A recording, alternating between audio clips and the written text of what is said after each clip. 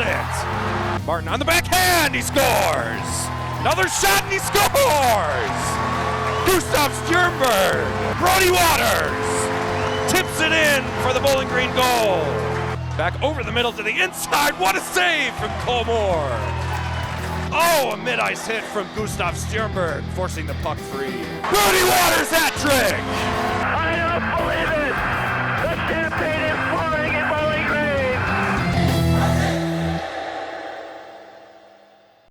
Welcome back to WBGU 88.1 FM for all of your BGSU hockey broadcasts. And this one, while not a real game, is an exhibition. And we're here in the USA Hockey Arena in Plymouth, Michigan. Ben Korak here with Nathan Burkett, while Bowling Green is set to take off against the United States U18 development team. Nathan, it's going to be a really fun game today, I think, and one that a couple years down the line we're going to recognize some faces.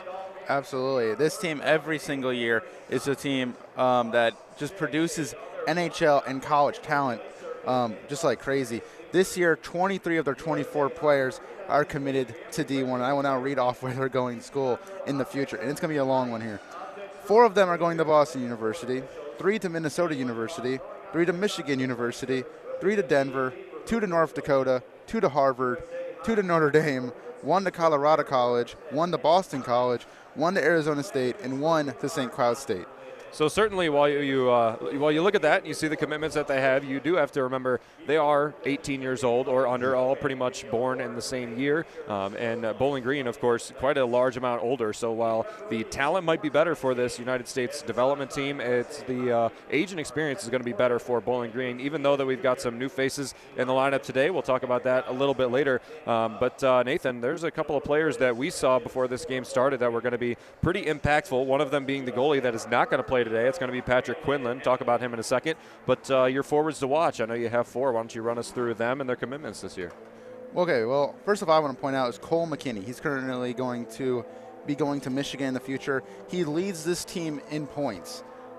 He recently, Team USA is coming off a U18 tournament where they played teams such as Sweden, Switzerland, Finland, and Czechia. And they lost their first game in that tournament against Sweden, but then they won 3 in a row, including an overtime winner against Czechia in their last game. That overtime winner came from Cole McKinney.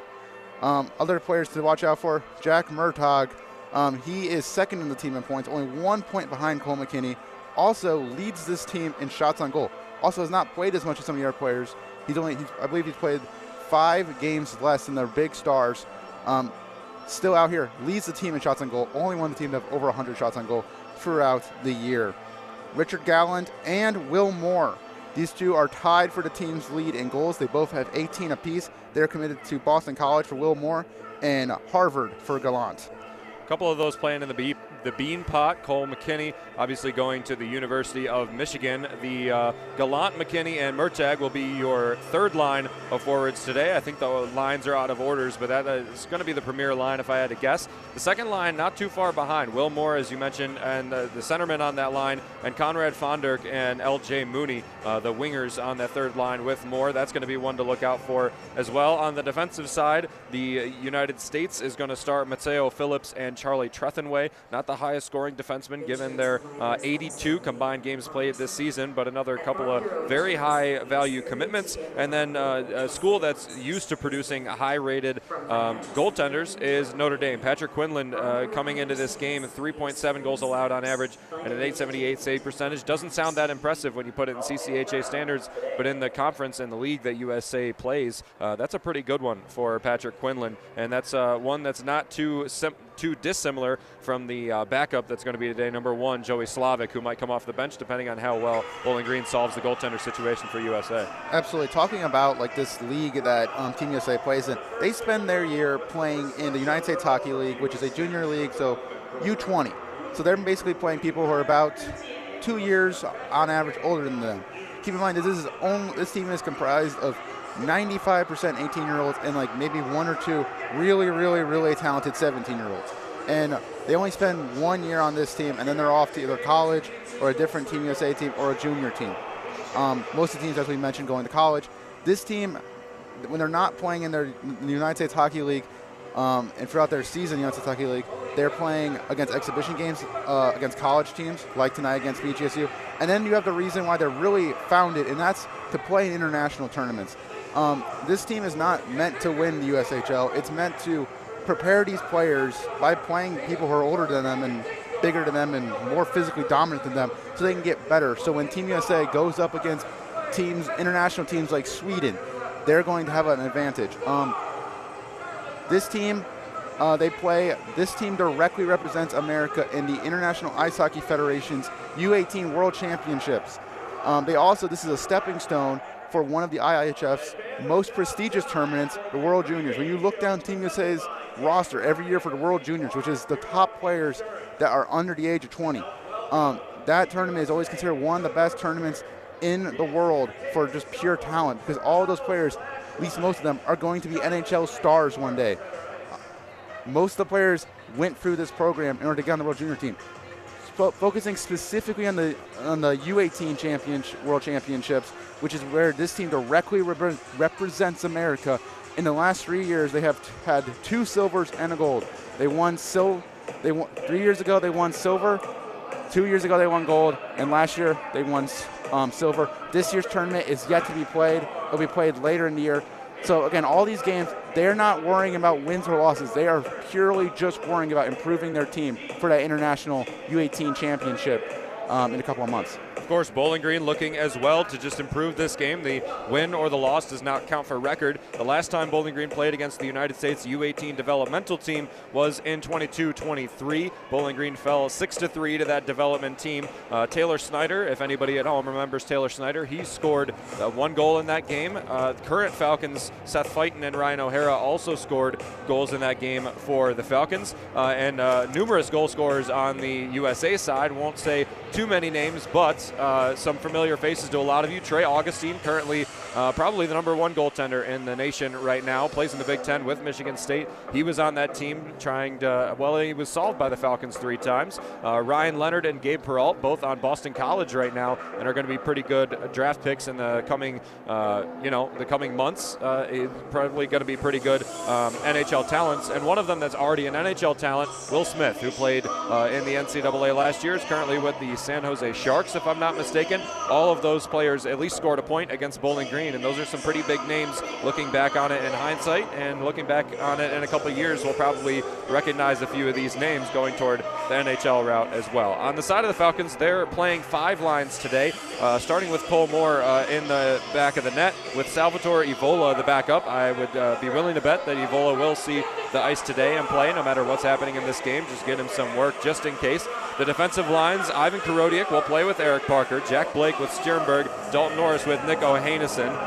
As I say that, there is a couple of flu bugs going around this game. Tommy Passanen's not playing. Ben Wozny's not playing as well. Don't know whether that's the flu or whether that's just to sit some of the seniors and give them some rest, but it very well could be in this pretty much bye week for Bowling Green.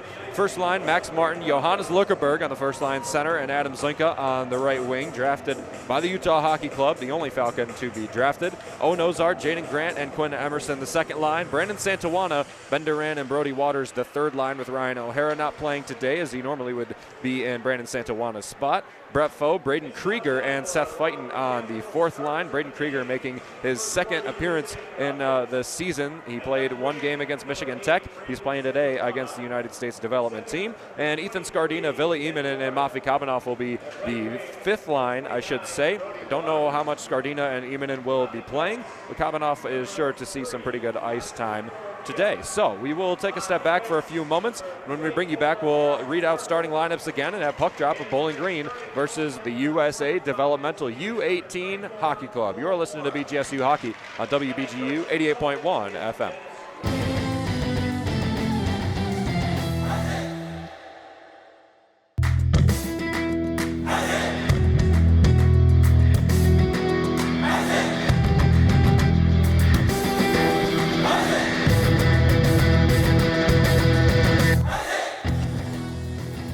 To listen to replays of recent Falcon Media Sports Network's broadcasts, tune into WBGU 88.1 FM every weekday morning from midnight to 3 a.m.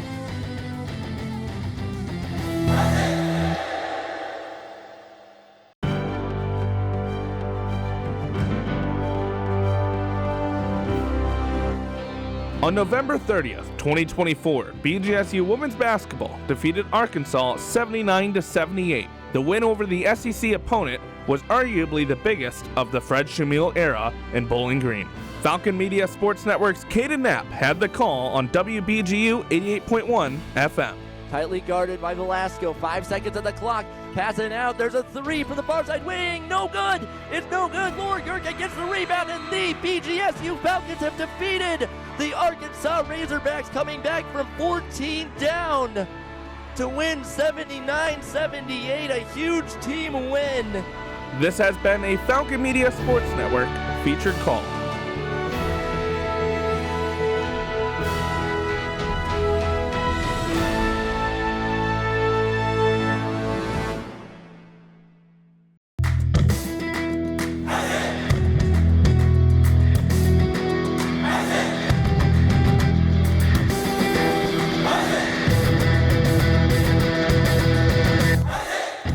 BG men's basketball returns to the Stroh Center to face Kent State on Tuesday, February 18th. Join Falcon Media Sports Network's Artie Abrego and Andrew Smith at 6:45 for pregame and 7 p.m. for tip-off on Falcon Radio.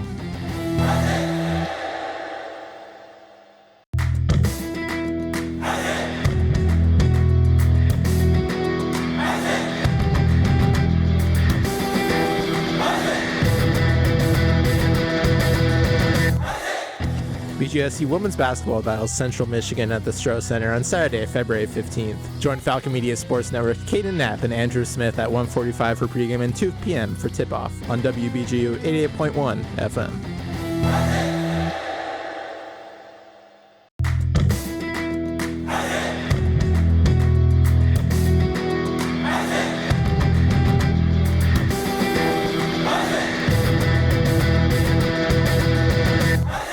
BGSU baseball heads back to Ohio to face Cincinnati on Tuesday, February 18th.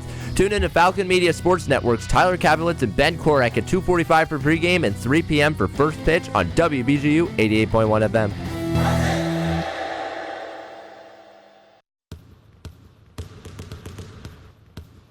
Hey BG Falcon fans, you're here with Paige Kohler on the women's basketball team. These are my Falcon 4 favorite things about basketball. First off, I love competing. I love being able to win, and I love the winning feeling. Second, I love that it's a team sport. I love being out there with 4 other people on the court. Third, all the traveling that we get to do. I've been to so many new places because of basketball. And lastly, I love making new friends and just playing the sport I love with my best friends.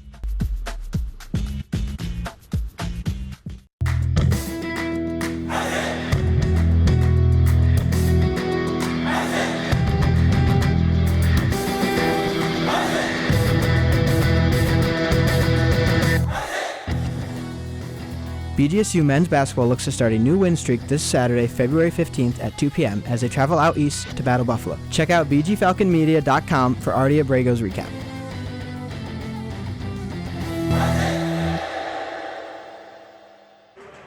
Welcome back into the USA Hockey Arena. Bowling Green set to face off against the U18 United States developmental team. A pretty good competition, I should say, based on what I've seen, a little bit of film from this USA hockey team and what I know about Bowling Green being highly more experienced, a little bit older, maybe a little bit bigger as well, but we'll see how it plays out. Why don't you read us the starting lineup for United States, Nathan?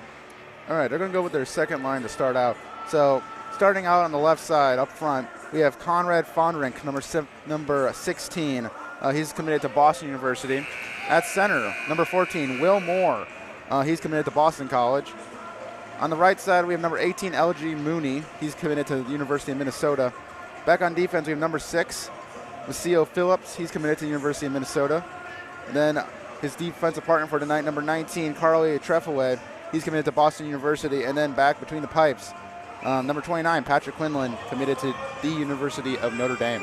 Going to have to really be looking out for those goalies today, looking for them to change numbers, possibly switch out as they did the last time Bowling Green played the United States. Santawana, Duran, and Waters on the first line for BG.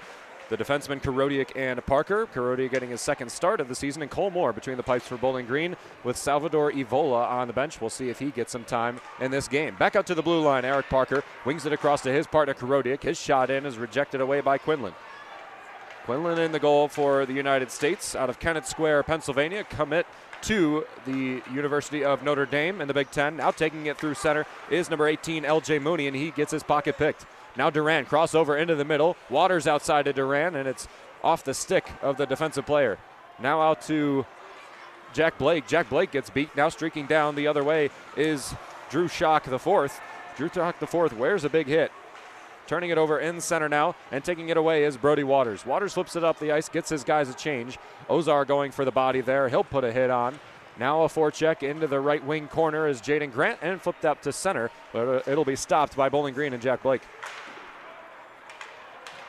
We'll take a step back right now for legal identification. Hey everyone, Falcon Media Sports Director Lucas Kleinmeyer here. You're listening to WBGU 88.1 FM, home of the Falcon Media Sports Network. Pass right there across the slot by Brett Foe. Trying to clean it up was Quinn Emerson on the back door. And my case to get through pregame didn't talk about pick the stick today. Lucas Kleinmeyer chose Brody Waters. Tyler Kavelitz, Max Martin. Henry Costco, our videographer today, chose Quinn Emerson. Nathan, you chose Ivan Korodiak to get his first goal of the season. And myself, I chose Jaden Grant in this game. Puck is chipped out of play and into the netting. And about 2 minutes expired in the first period. Still no score between Bowling Green and the United States. Really is a pretty sizable number of the Bowling Green players that are foreign-born to the United States, and it's weird looking at another roster, especially coming from the CCHA, where you see all of the players born in the United States. Back through middle, taking it away. Here's a shot and a score! Jacob Kwasnicka on the right wing.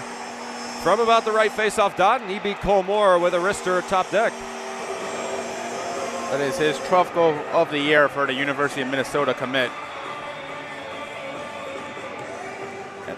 And as you may be able to hear on the broadcast, Team USA's goal song and all of their international teams is Freebird.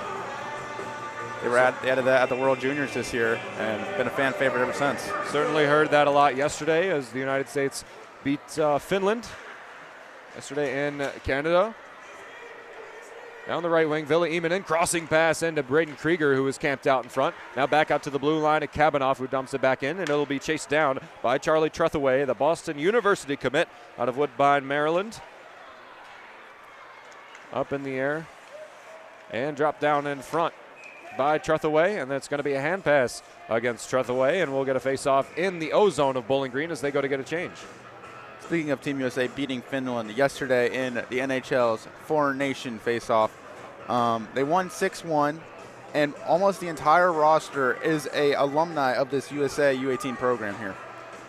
Pretty crazy that it's in Plymouth, Michigan, and not somewhere bigger, but it's a destination for a lot of Michiganders here. Decent amount of Bowling Green fans here too, all things considered. Back into the own zone, Nick Ohannesson with the puck now, passes it along to his left winger. That's only his second game played, his fourth game played of the season. Played a lot early, hasn't played a lot as of late, coming off an injury from last season. Lurkerberg wears a big hit. Now Martin takes it through center. Wrist shot and wide right of the goals. Linka will take it away. On the left wing now, bumped up by Johnny Bracca.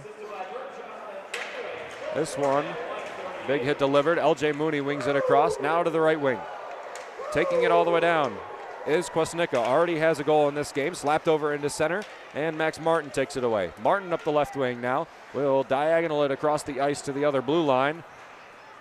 Lead pass up to Bell. Bell takes it into the zone. Where's the hit from Stjernberg? Now where's the hit from Duran behind?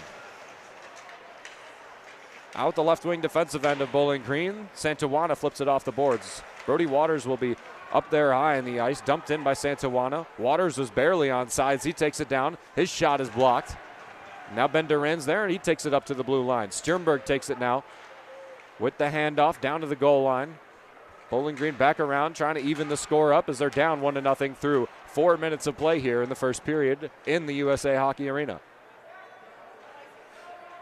Battling forward in the left wing corner, still pinned up against the boards. The referee can still see it as he's not blown the play dead. Now away, centering pass, and taken away by Kwasnicka. Kwasnicka lead pass up to Asher Barnett. Now back down in the neutral zone. Putting a hit on there is the Falcon. Working with Murtag. Murtag chases this one back into the O zone of the Falcons. Jack Blake will be the first one there. He dumps it back. Nico Hanesen up the right wing. Pass up a little bit hot for Grant, who will have to be the first one there. He chases it all the way back down. Murtag goes off for a change. United States playing pretty good defense so far in this game. Hanesen with the shot in. Deflected in front. It's on the doorstep. Winged over. And what a save from Patrick Quinlan in the net for U.S. Still in the O zone of Bowling Green. This is the possession that we've seen a lot from the Falcons. Up to the blue line again. Across to Ohanesen. Ohanesen dumps it down to the goal line. Wide of Emerson. Grant back there as well. He takes a hit from Drew Schock the fourth. Ohanesen, tic-tac passing, another shot in front, score! Nick Ohanesen with the shot in. I think it got all the way through without deflection. And he's going to get what is not going to count officially for a goal, but he's going to get a goal in this game, tie it up 1-1. Ohanesen only playing 3 games so far this year, but do not include the exhibition games where in one of them, against Robert Morris earlier this year, he was able to tack on a goal in that game as well. First time since very early in the season, Ohanesen's been back out on the ice, and he scores in it. Trying to make his big back to the defensive lineup, which for Bowling Green, it has been strong as all get out. Up the right wing, Seth Fighton had a goal in 22-23 season against the United States team. Scored it on Trey Augustine, current goaltender for the Michigan State Spartans. Kept this one in the zone. Wing pass across to Fighton, who's streaking toward the net there. Of course, Trey Augustine owned by the Detroit Red Wings, who desperately need him up at the pro level. Michigan State, a top 3 team perennially in the league this year. Foe out to Parker. Parker's there to hold it in the blue line, but he can't do it, and still battling for it, and finally getting outside of the zone is Will Bell. Now through center.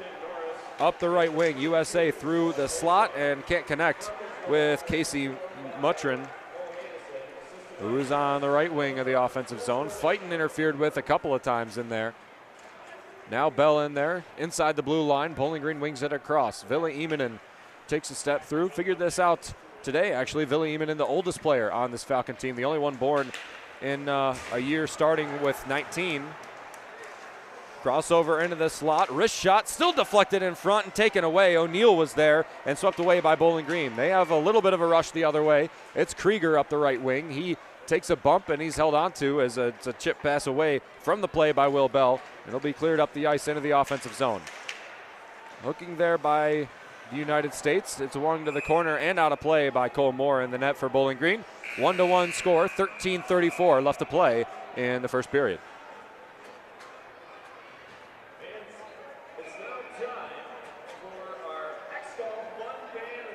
Barnett and Schock, the defensemen, on this one. Fondrick, Will Moore, and L.J. Mooney, the starting forward line, will be out for the United States. And in the wheel for Bowling Green, it's Johannes Lückeberg. Only 7 games played so far this season. Another wrist shot goes to the high glass. United States is liking taking those shots from deep, really trusting their shooting so far. Asher Barnett with that one. He's pinned back now with Fondrick. Fondrick back across to the right wing. United States turns it back around. Fondrick at the goal line. Puts the brakes on Bowling Green. Now back out. Bracco with the puck. Down to the goal line on the left wing. Crosses over into center and the pass back wide. Fondrick to L.J. Mooney. L.J. Mooney with the shot. Another rebound chance. Cole Moore deflects this one. He is way outside the blue paint. And he takes a step back in as Bowling Green stifles that scoring chance from the U.S. 7 minutes expired so far in the first period. Pretty even play so far, I'd say. In there as well. Bowling Green as they get a change. Now Max Martin in the neutral zone. Wing pass across to Lurkeberg on the right wing. Now Stjernberg in center. His shot into Lurkeberg. It's in front and rejected by Quinlan, who knocks it to the right wing of Bowling Green. Now back out to the blue line, Bowling Green. Dalton Norris with the shot in. It's on the doorstep. Backhand in front. Zlinka had a chance, but it was taken away by the defenseman of the United States. Another shot in, fanned on by the United States and by Bowling Green. It'll be kicked outside the zone as Stjernberg retreats. He'll chase it back around his own tender, Cole Moore. Flips it up the ice. Knocked down behind the goal line. There to take it is Drew Schock, the fourth, commit to the University of Michigan. Actually, his line mate as well, Asher Barnett, both 10 and 13, both defensemen around that 6-foot mark and around 180 pounds, both committed to the University of Michigan. Born only a couple months apart. Obviously, all of these guys U18.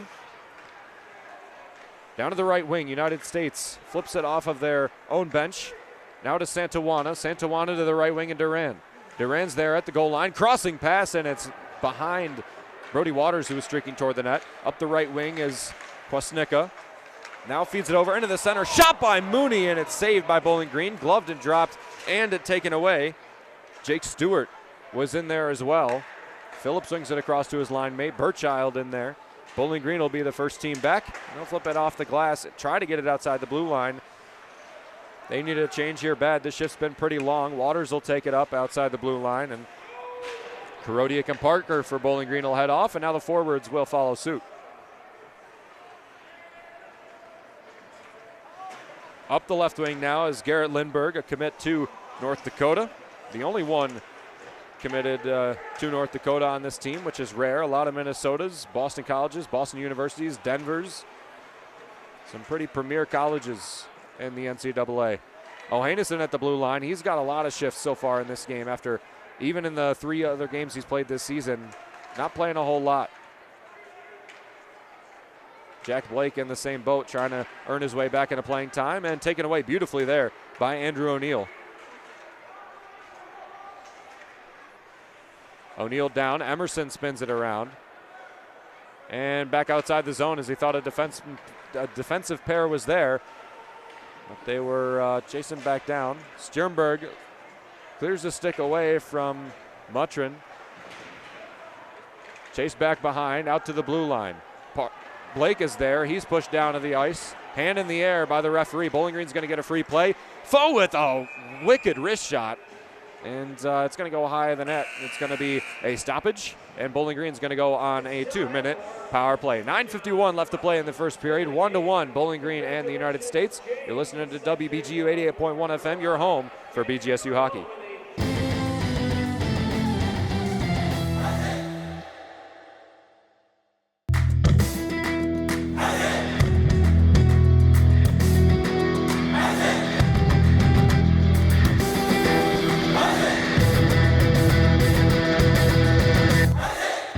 BGSU women's basketball battles Central Michigan at the Stroh Center on Saturday, February 15th. Join Falcon Media Sports Network Caden Knapp and Andrew Smith at 1:45 for pregame and 2 p.m. for tip-off on WBGU 88.1 FM.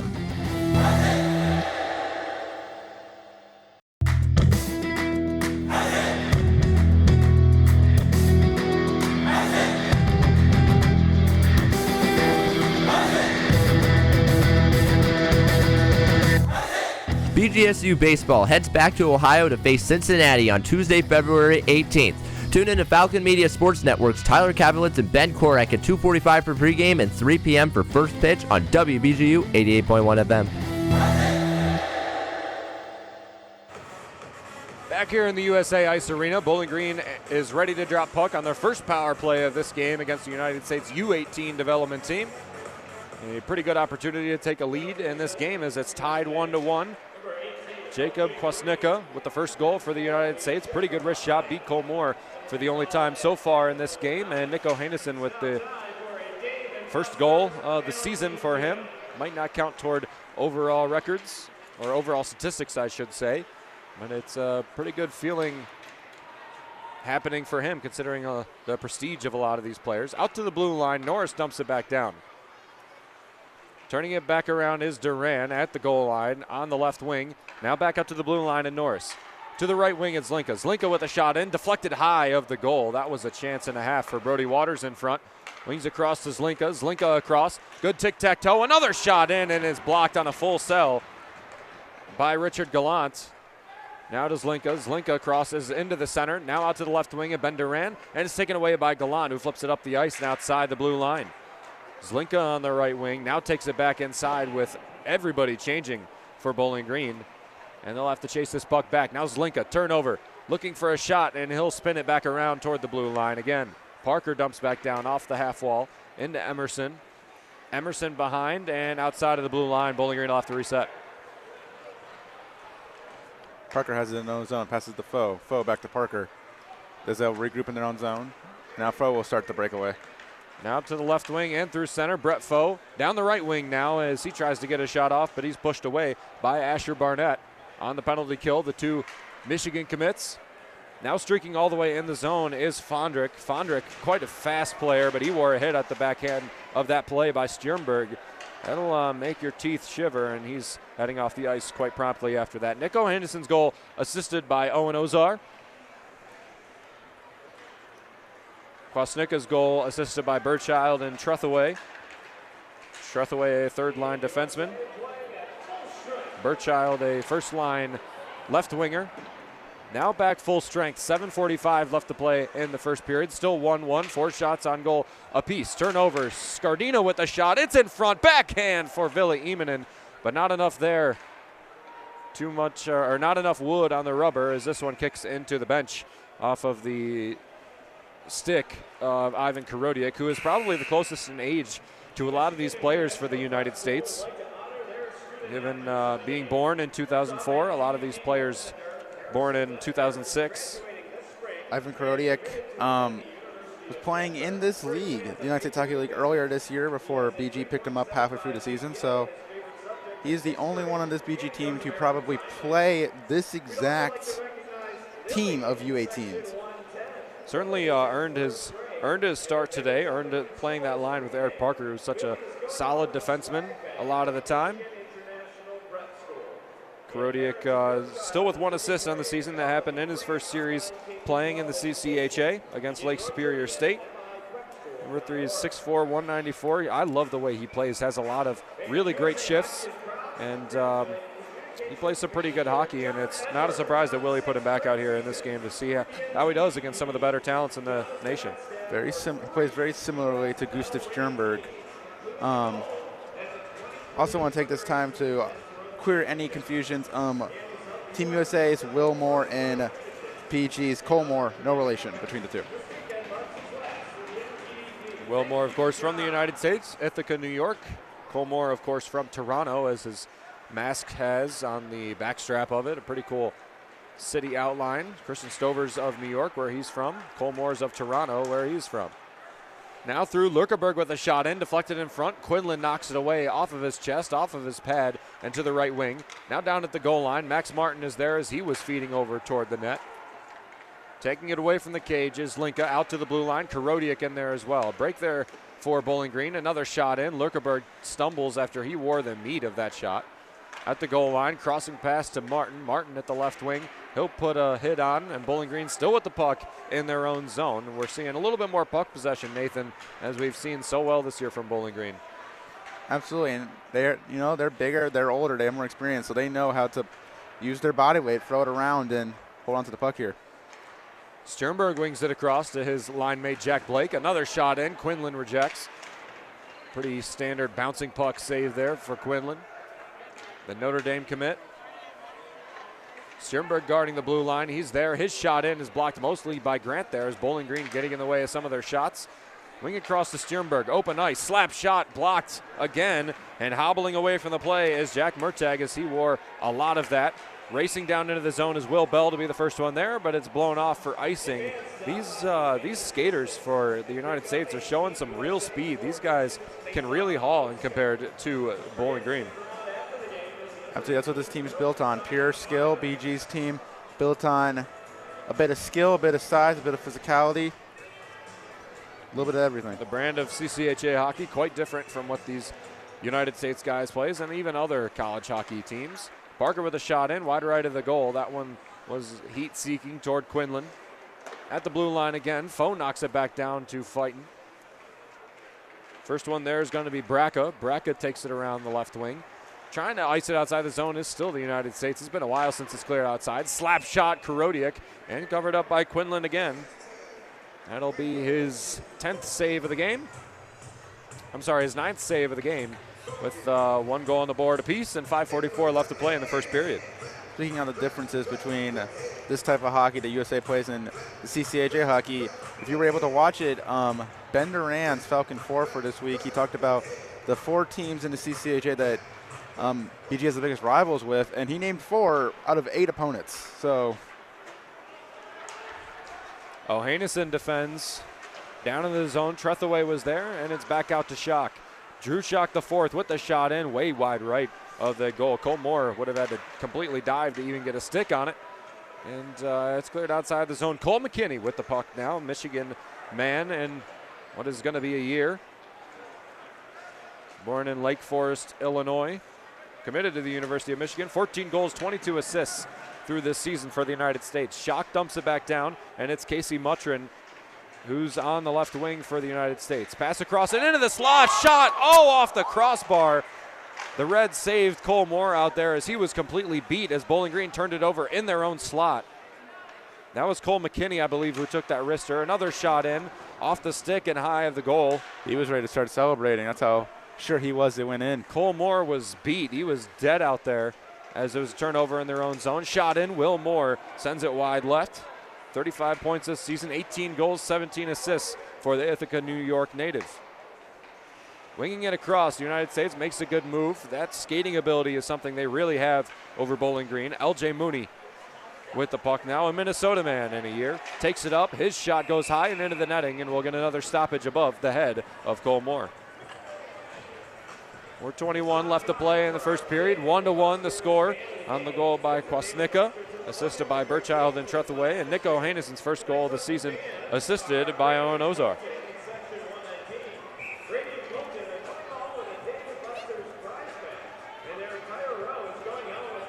In the left wheel of Cole Moore now is Johannes Luckerberg, playing with Max Barton and Adam Zlinka today. Little mixed up line there for Bowling Green. This one's a shot in. That's dropped down in front by Luckerberg's stick. Zlinka's there, and he takes it away off the glass and out to center ice as USA holds on. Will Moore can't hold on to this one. It's iced back down. Bowling Green will not be the first team there, as I think in a lot of instances today, they're going to be outskated by the United States. They were there to try and prevent the icing.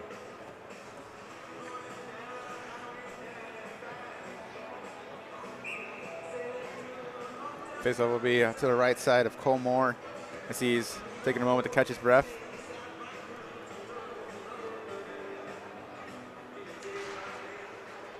Faceoff won by Bowling Green. Back behind Jack Blake. Up the left wing. Now to Zlinka. Zlinka tips it up into center ice. Hard forecheck from Luckerberg, who takes the step back now. A 1-1-3 set for Bowling Green as they have 3 players on their own blue line. 1 on the forecheck, 1 in center, guarding the passes, and this one's tipped off a couple of sticks and outside the zone. Phillips will have to chase it back with Charlie Trethewey. Trethewey to Phillips on the left wing in their own zone. Now up to Stewart. Jake Stewart down the zone. Bowling Green with a connected pass to Emerson. Emerson puts a hit on Phillips. Grant is there as well and dumped back in by the U.S. It's blocked by Grant. Grant's the first one in the zone. Disc pass out to the left wing. Owen Ozar has an assist in this game. He feeds this one back out to the blue line, but it's intercepted by Phillips. He'll let off for a change. Now taking it up the right wing. Hit there in center by Jaden Grant, who lost a glove on that hit. And a stick.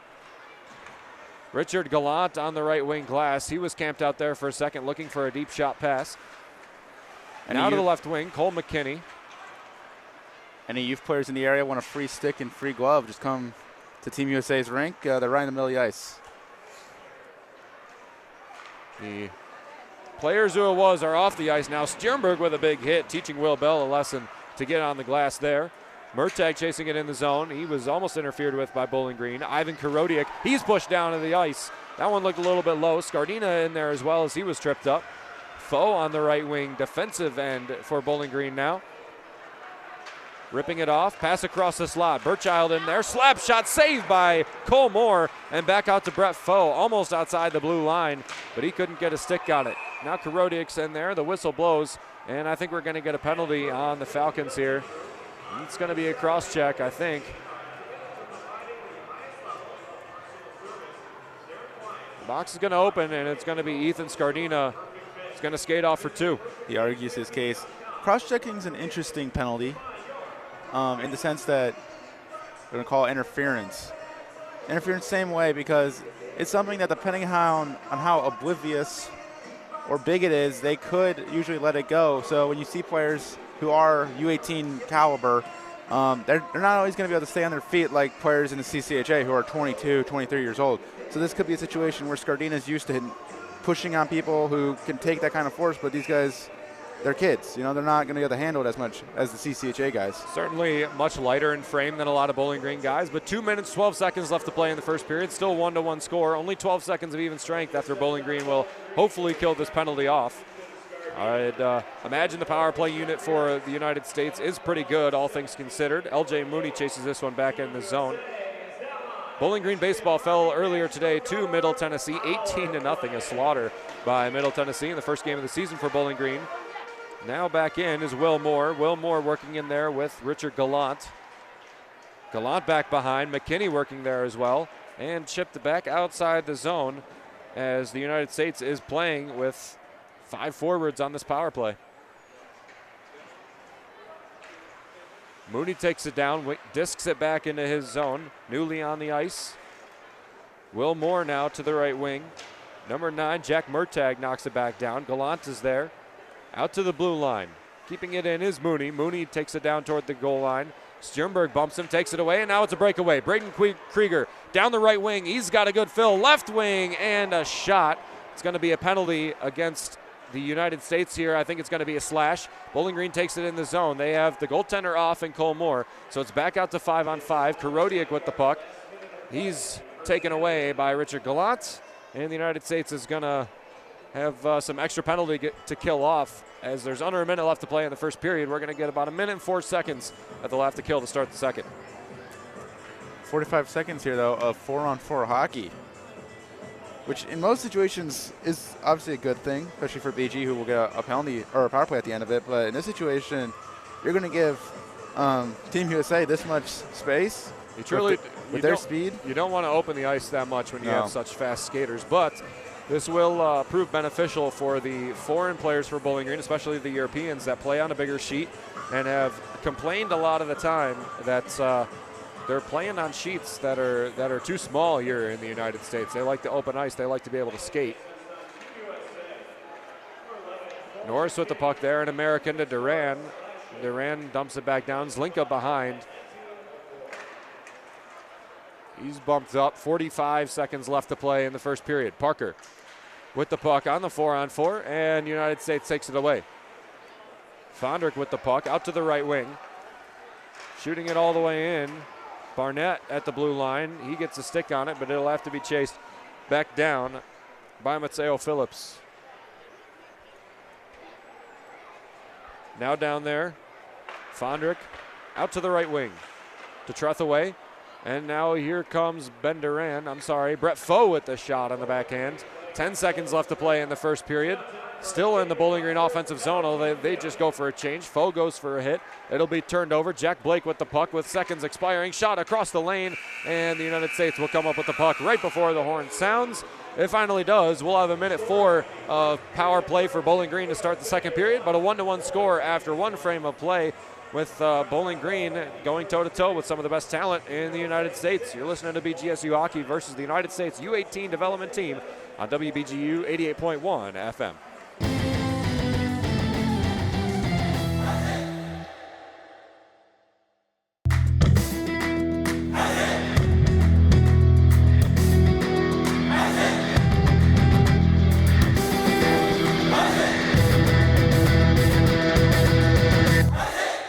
BGSU women's basketball travels to Kalamazoo to battle the Western Michigan Broncos on Wednesday, February 19th. Catch Falcon Media Sports Network's Lucas Kleinmeyer on the call starting at 6:45 for pregame exclusively on WBGU 88.1 FM.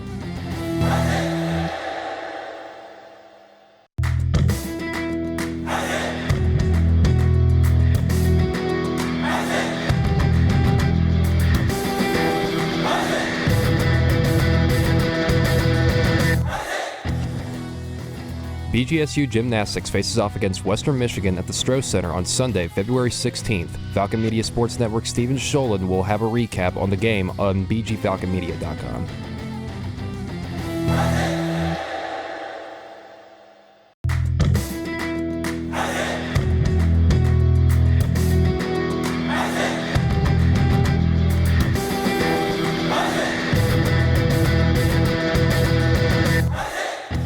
Falcon Hockey takes a break from CCHA play to face the U.S. National Development Program on Friday, February 14th. Tune in to Falcon Media Sports Network's Ben Korak and Nathan Burkett at 6:45 for pregame and 7 p.m. for puck drop on WBGU 88.1 FM.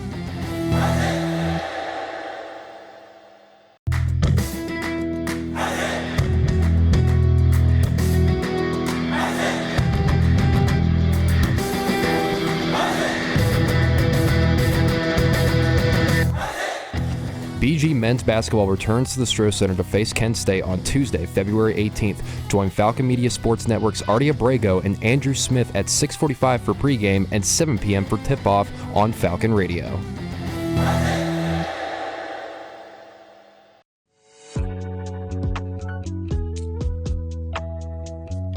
Hello, I'm Mads Christensen for BGSU men's soccer team, and this is my Falcon 4 favorite ice cream toppings. The first one, vanilla, because it's a classic. The second one, strawberry. And guess what? It's also a classic. Love that. And cookies and cream, because it's delicious. And, the final one, banana. Banana.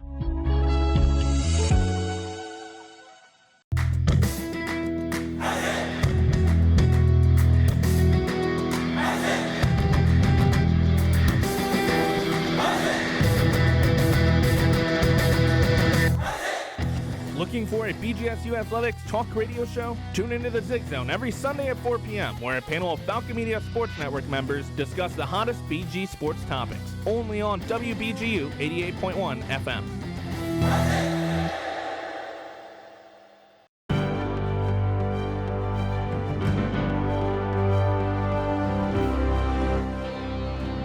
On November 15th, 2024, BGSU Hockey defeated St. Thomas in a shootout, courtesy of a game winner by defenseman Jack Blake. Falcon Media Sports Network's voice of Falcon Hockey, Ben Korak, had the call of the moment on WBGU 88.1 FM. And Jack Blake, for all the glory, trying to put this one away with the puck, taking it around, far side wheel, working in with the shot, and he fills it!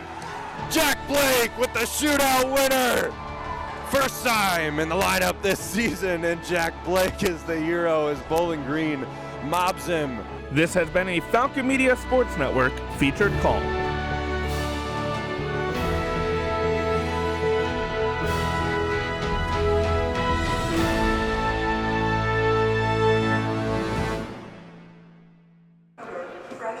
The Rick Crow First Intermission Report, longtime BGSU hockey fan and sponsor of the Falcon Media Sports Network's travel with Bowling Green State University hockey this year. Next week we will be heading to Bemidji, Minnesota, and a frigid weekend when Bowling Green plays the Bemidji State Beavers. Should be a very fun one though, and has some playoff applications for both Bowling Green and Bemidji State as well. So certainly tune in to WBGU 88.1 FM for the game time of both of those games next week, Friday and Saturday, from Bemidji against Bemidji. Thank you, Rick Crow, for sponsoring our intermission. A second ago, you heard Jack Blake, a call that I had about Jack Blake winning in over a shootout winner, against St. Thomas earlier this season. In the first game, Bowling Green took 2 points off of that shot from Jack Blake in the shootout, and we saw a defenseman goal earlier today from Nick Ohanesen, assisted by Owen Ozar. Nathan Burkett, what did you see from that first period? I saw a lot of back and forth play.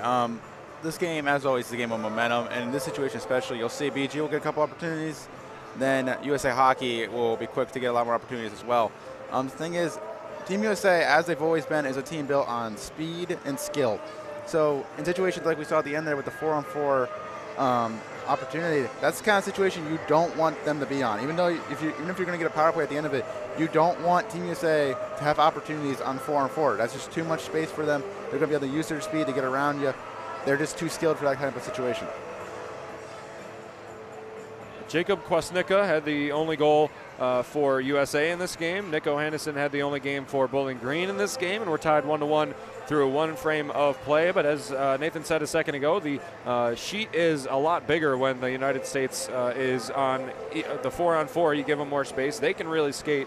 They can really shoot as well. We've seen that earlier in this game. They're taking shots from pretty deep, not really getting as dirty in front as Bowling Green and the rest of the CCHA likes to.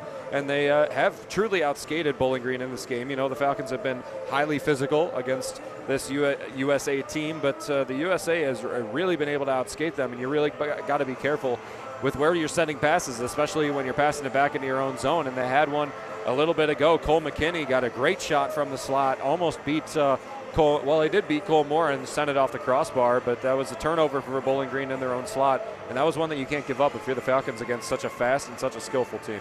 Especially, you have to be very defensive sound here.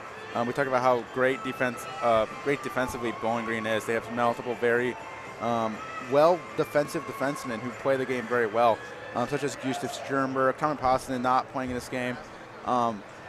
Jack Blake getting some playing time. Got a goal from Nico Hannison. Those are players that you are going to look for both offense, but especially in this game defense. You got to make sure that you stay sound, especially in front of Cole Moore, because he's going to be under a lot of fire. Certainly. The Rick Rowe first intermission report. We'll talk right now. I know, Nathan, you have something to talk about the arena here, the USA Hockey Arena, which is a pretty nice one, if I do say so myself, with the blue bleachers, the red rafters, white rafters as well, a nice old-fashioned scoreboard in the center, some screens on the right and the left. It's a really nice classic arena, and one that's very beautiful, and one that I think we'll talk in the second intermission report about the guys that played here, but why don't you tell us a little bit about today's arena? Well, first off, this is not really a history fact, but we'll get to those. This arena, I want to say, does a perfect job of combining old school hockey with like the old school scoreboard while making it a modern. We have a massive jumbotron over in the corner that has great graphics, so it does a good job of really encapsulating hockey both in its old state, in its current state, and in the future. USA Hockey has called this place home since 2015, but it was not always USA's home, and it was not always built for Team USA. This arena was originally built in 1996, was called the CompuWare Arena, and was the home for the OHLs of the CHL, Plymouth Whalers, who played here for multiple years and even won a championship while playing this building in the 2007. They won the OHL championship and had a chance to go for the CHL's most prestigious trophy, the Memorial Cup. So a lot of history here. Has also been the home for multiple high school teams and other local teams in the area. Overall, it's a great rink. After Plymouth, the Plymouth Whalers moved up to Flint, Michigan to become the Flint Firebirds in 2015. Team USA bought the rights to this property and moved in, renamed it USA Hockey Arena, and it's been USA Hockey Arena ever since 2015. Certainly, as somebody that's from this area, from Dearborn, just a little bit down the road, about a 20-minute drive from here, it is a staple for the youth of the hockey in this area. It's not everywhere in the nation, actually nowhere in the nation, that you get to watch certain future NHLers play, as we're seeing in today's game. Just the names that we keep reading out are going to be probably guys that we see as stars, maybe sometimes all-stars in the NHL a few years down the line, and it's great to see so many young faces here, so many kids, so many very young hockey players, Pee-wee hockey players that are here watching the game of hockey, watching Bowling Green play the United States National Development Program and the U18 level. So we'll take a step back for a few moments, and when we bring you back after this Rick Rowe first intermission, we will have the second period of play with Bowling Green starting on 1 minute and 4 seconds of power play. You are listening to BGSU Hockey on WBGU 88.1 FM.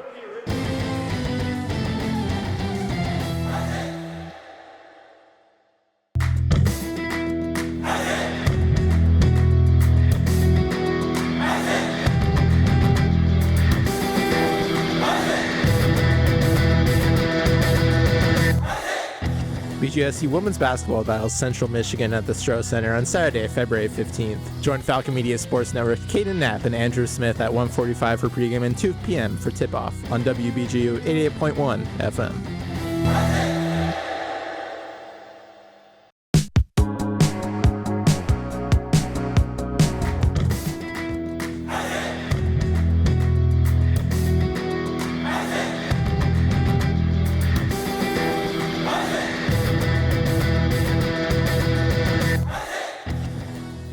Are you a fan of BG Falcon Media and the Falcon Media Sports Network? You can show your support for BGSU student media by donating at the bottom of the page of stories on bgfalconmedia.com.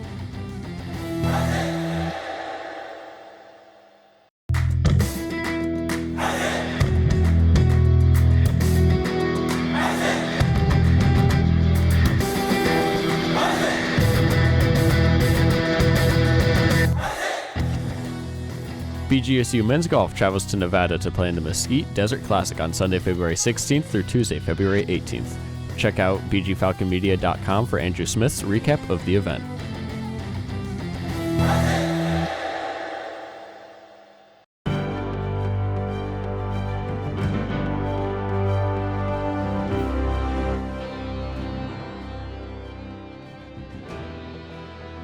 The Mid-American Conference has named BGSU Swim and Dives Natalie Mayorga as their Conference Diver of the Week. It's the second award nod for Mayorga, who swept the diving events in last weekend's Miami Classic held in Oxford. Competing against divers from Ball State, Miami, and Cincinnati, Mayorga came in first in the 3-meter on Friday and the platform, 1-meter, and tower diving competitions on Saturday. Her score of 234.08 in the tower dive is believed to be the first NCAA zone diving cut in program history. This has been 60 Seconds in Falcon Athletics.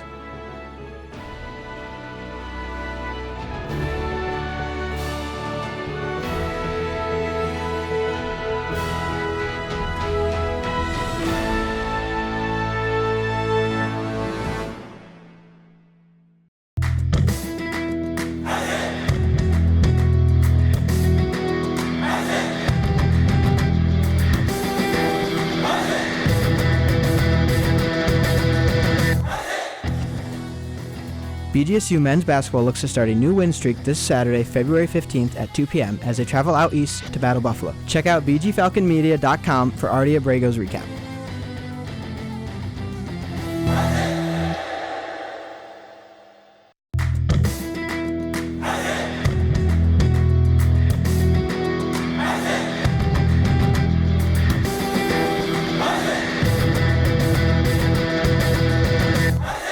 BGSU baseball heads back to Ohio to face Cincinnati on Tuesday, February 18th. Tune in to Falcon Media Sports Network's Tyler Kavelitz and Ben Korek at 2:45 for pregame and 3 p.m. for first pitch on WBGU 88.1 FM.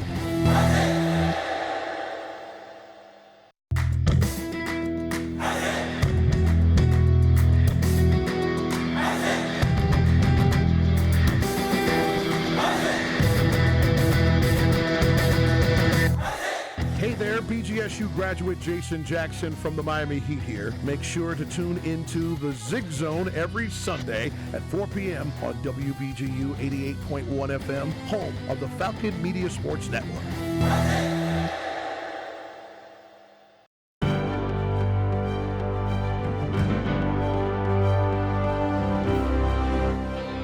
On October 4th, 2024, BGSU volleyball opposite hitter Lauren Hovey recorded her 115th career service ace in BG's comeback reverse sweep of Western Michigan, passing Paige Penrod for the most in program history during the rally scoring era. Falcon Media Sports Network's Chaz McNeil had the call of the historic moment on WBGU 88.1 FM. And that will make history. Lauren Hovey's 115th ace in the rally scoring era is in the history books as the Stroh Center applauds. This has been a Falcon Media Sports Network featured call.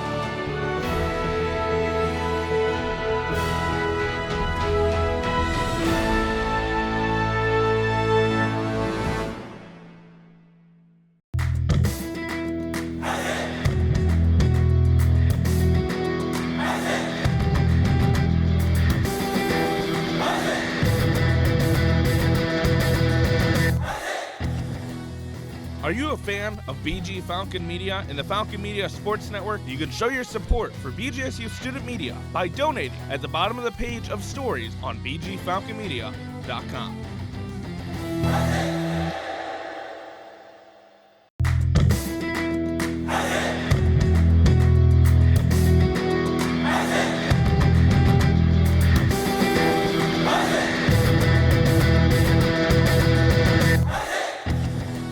BGSU Baseball opens their 2025 season on the road against Middle Tennessee State on Friday, February 14th at 4 p.m. Falcon Media Sports Network's Tyler Kavelitz will have the recap on bgfalconmedia.com.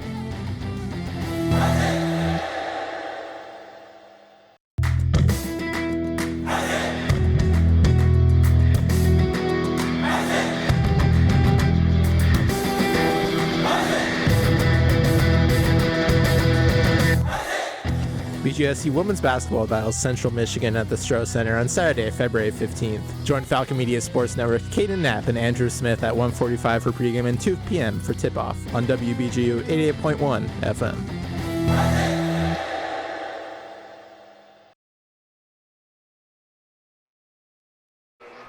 Welcome back to the USA Hockey Arena in Plymouth, Michigan. Bowling Green set to take the ice right now, actually, against the United States U18 developmental team. Ben Korak here with Nathan Burkett from the Falcon Media Sports Network. For all BGSU sports news and updates, go to bgfalconmedia.com or BG_FMSN on Twitter X, and tune in to the BG Falcon Media YouTube channel for today's highlight package that'll be posted in the next day or so, as well as the rebroadcasts of all our Falcon Media Sports Network broadcasts, and then BG24 on YouTube as well for our the Swoop Sportscast and for the BG Weekly Newscast as well. Ben Korak here with Nathan Burkett from the Falcon Media Sports Network. You know, Nathan, we saw a pretty even, or maybe Bowling Green slightly ahead performance in that first. They're going to start with the edge in the second with the minute abouts of power play that they're going to get, but I saw some pretty even play between these two squads, even though it was quite different in style.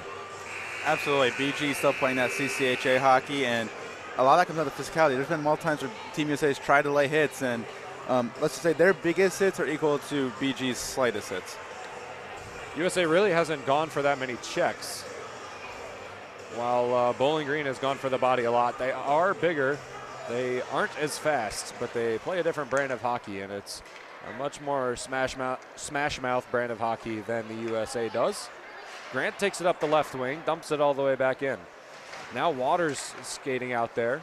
Zlinka back to the line, and Norris back to Zlinka on the right wing. Crossing pass to Duran, and he lets it go back down past the goal line. And he'll have to chase it back down as Norris keeps this one in at the blue line. Now wings it across. Zlinka back to Norris in center. To Duran. Slap shot blocked beautifully. And taken down to the ice is Andrew O'Neill playing on that one. Drew Schock wings it back across. Bowling Green still with the puck. Under 30 left to play in the power play. Down the right wing, Brody Waters. It's a little bit long for him. Knocked back down. Jaden Grant has to push him down. And now Ville Emanen back out to Norris. Now to the far side. Zlinka with a shot in. It's on the doorstep. Jaden Grant can't get a stick on it. It's kicked away to the blue line. Norris to his right wing. Zlinka back to Norris in the center. Cues up for a shot, now pass out. Another one in front and deflected out of play. Brody Waters was there on the back door to knock it home, but it was deflected up into the netting. And we had even strength shot on goal there. And a minute 5 expired in the first period. Heard Adam Zlinka's name quite a bit already. And if there's anyone who knows what it takes to beat and play Team USA, it's Adam Zlinka. Spent all 4 years of his junior career playing in the USHL, playing against different variations of this team. If you read my preview, I did say this was his first time. I meant a little bit of a miswrite, meant this iteration of the Team USA. He's also played Team USA at the World Juniors twice, including getting an assist in Slovakia's 6-3 win again the 2023 matchup. Face-off won by Bowling Green, down into the zone after the shot, and Trethaway's back there for the United States to take hold of this puck. Playing on a third line today with Matteo Phillips. Trethaway a commit to Boston University. Matteo Phillips to Minnesota in the Big Ten. Around to Phillips now as he wears a big check from Bowling Green. Seth fighting with the puck in the neutral zone. Knocks it back down off the ice. Mertag to Gallant. Gallant down the right wing at the goal line. Discs it back across to McKinney there, but McKinney's a little bit late on the play. And the wing pass outside the zone is long for Bowling Green. Cole Moore will stop it behind his own goal.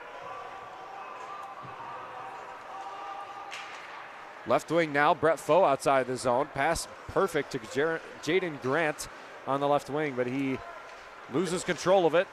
And it'll be winged back down by Asher Barnett and the Michigan commit, second line of defensemen. Kwasnicka has a goal in this game, the only one by United States.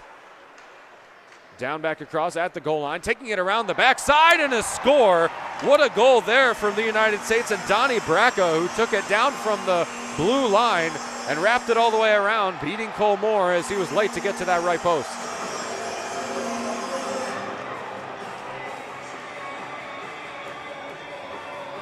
Maybe once again hear the guitar solo of Freebird. 17:44 left to play in the first period, 2-1. United States leads Bowling Green after the power play, and the momentum swing for the United States was quite impressive as they came off of the penalty kill and promptly scored a goal against the Falcons. Kabanov Chasing this one, Krieger's in there as well. Emanen standing in the blue paint, now ranges outside and gets the puck back out to the blue line. Norris to Ohannesson, his shot in, knocked down by Krieger in front. Krieger's played some pretty good shifts in this game. Turned over again, Quinlan in the goal for the United States. Stops this one, pushes it to the left wing corner. Norris to Emanen. Emanen battling more with the ref there than with LJ Mooney. And it's back out to the blue line as Braden Krieger's there. Krieger with the shot in, deflected in front. Kabanoff in front of the blue paint. And it's directed away by the United States. And outside of the blue line, Krieger goes for a pass back to Korodiak. Still sorting out the assists on that goal a second ago. Donnie Bracco. Now down the right wing. And a shot in wide right of the goal. Stjernberg will chase this one back down. Lukkerberg's there. Stjernberg the backhand pass. Outside, Zlinka looking for another one, but the United States players seem to be everywhere. And they get it back out to central ice. Andrew O'Neill through center. North Dakota commit. Down the right wing, mugged by Max Martin with pretty good stick work. Down to the goal line, pass over into the slot and taken away. Now back out. Will Bell's there guarding the blue line. It's behind. It's a good pass there as the Falcons get it outside into neutral ice again. Still have not held on to the puck in quite a while. Charlie Trethaway to Will Bell. Shot, kick saved by Cole Moore, who hit that one with the pad. Drew Schock guarding the blue line. Now back down to Will Bell. Bell at the goal line, out to Schock in the middle at the blue line. Point man wings it back down. Now taking it across the other way. Bracca's there again, still battling in front. A lot of bodies, another shot, and it's blocked by Zlinka. Knocked back down behind the goal. A big scrum going on there in front of the blue paint. Two defensemen of Bowling Green, a United States player, and Cole Moore in there. Good pass into the offensive zone for Bowling Green, but they won't get a good chance. United States has outplayed the Falcons in this second period, 2-1. The Americans lead the Falcons. Santawana wears a big hit by Montag. Montag takes it away. Down into the slot, his shot is saved by the Toronto native Cole Moore. Now taking up the right wing again. Bracca, his deflection, it's in front. Richard Gallant's there as well. Trying to cover it up is Cole Moore, but he just pushes it away from the blue paint. Now a slight breakaway here for Bowling Green. Santawana out to the right wing. Looking for a pass again. Crosses to Santawana, who's there. And it was a good shutdown play by Phillips, who was there on the back end. Now taken up through neutral zone across the middle face-off dot. And it'll be held onto by Eric Parker in his own end. Flirting with the stick there and out to the right wing of the defense. Off the half wall, Seth fighting there. Slaps it off the leg of the United States defenseman. Richard Gallant wears a big hit. They seem to be a little bit taken aback by the physicality Bowling Green has brought to this game, as the United States has not barely hit at all. Now up the right wing, cross to center. Scardina out to Norris. Norris with a lot of ice. Feeds down deep. Oh, pass across, and Brett Foe was too close in with Seth Fighton, who made a great play there to get that pass off. Gloved and dropped. Back to Norris. Norris tic-tacs it out.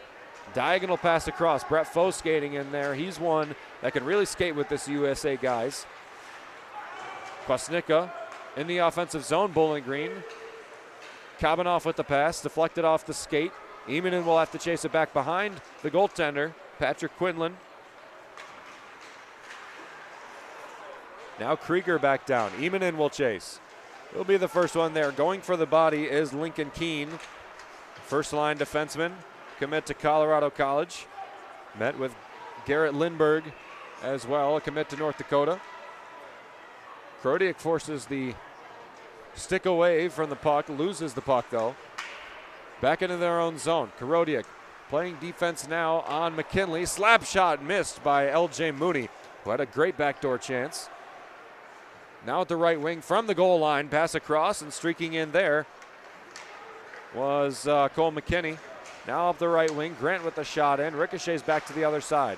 Another slap shot blocked, kicked away. Drew Schock there on the full cell. Now still in front, another shot wide right of the goal. Jaden Grant was there, and he took a slap at that one that he was just off the mark. Schock takes it in. Will Moore's there. He takes a bump with the puck, falls down to his knees. Now taking it through. Pass across is long of Drew Schock, who's playing pretty deep down for a forward. Oh, what a play! Drew Schock in front. LJ Mooney on the back door. What a two-man sequence there from the United States as they take a 3-1 lead. Drew Schock, the fourth to commit to the University of Michigan. That's his 5th goal on the year, 18th point. And we once again hear what is arguably the greatest goal song in all of hockey, Freebird, echo through the USA Hockey Arena.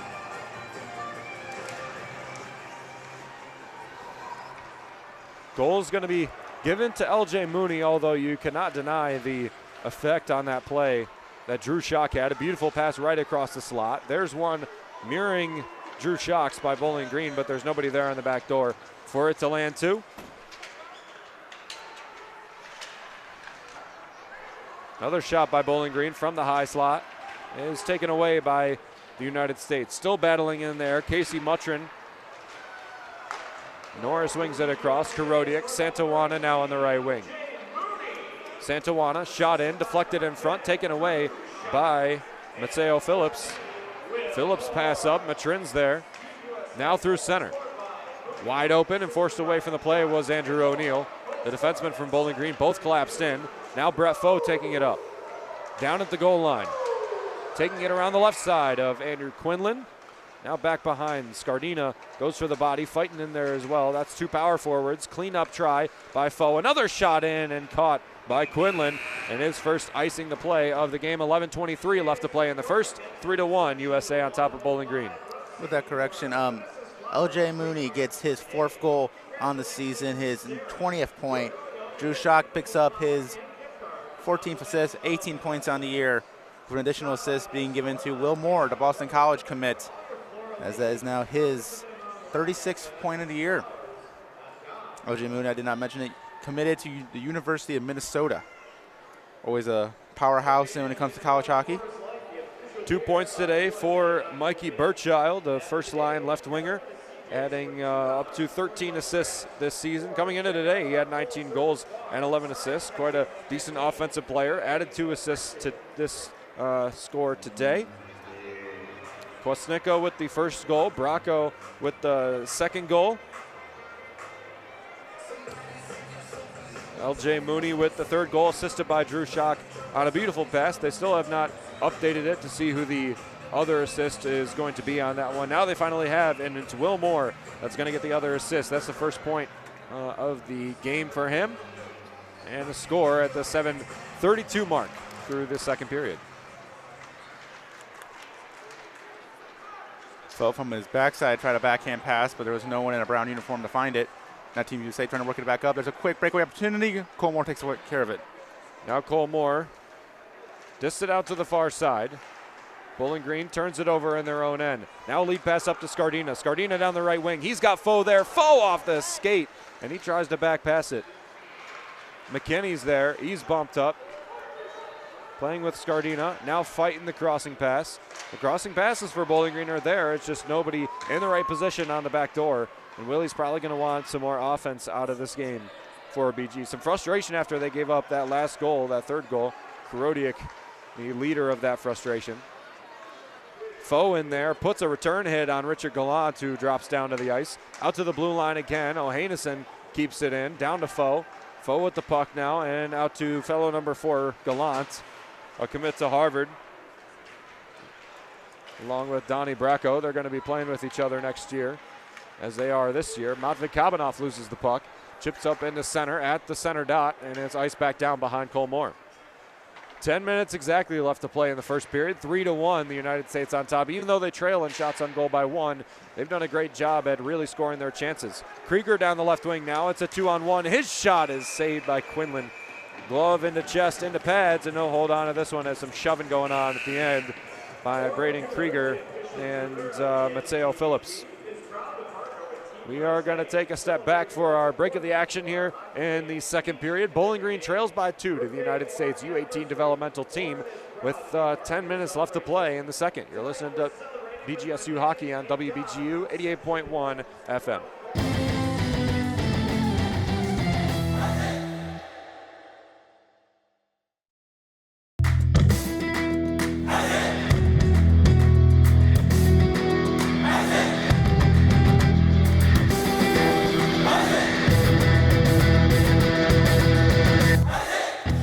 Falcon Hockey takes a break from CCHA play to face the U.S. National Development Program on Friday, February 14th.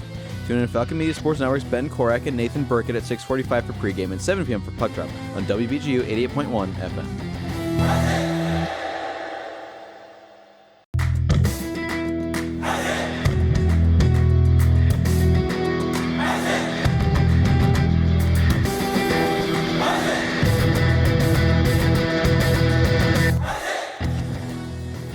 BGSU Gymnastics faces off against Western Michigan at the Stroh Center on Sunday, February 16th. Falcon Media Sports Network Steven Scholen will have a recap on the game on bgfalconmedia.com.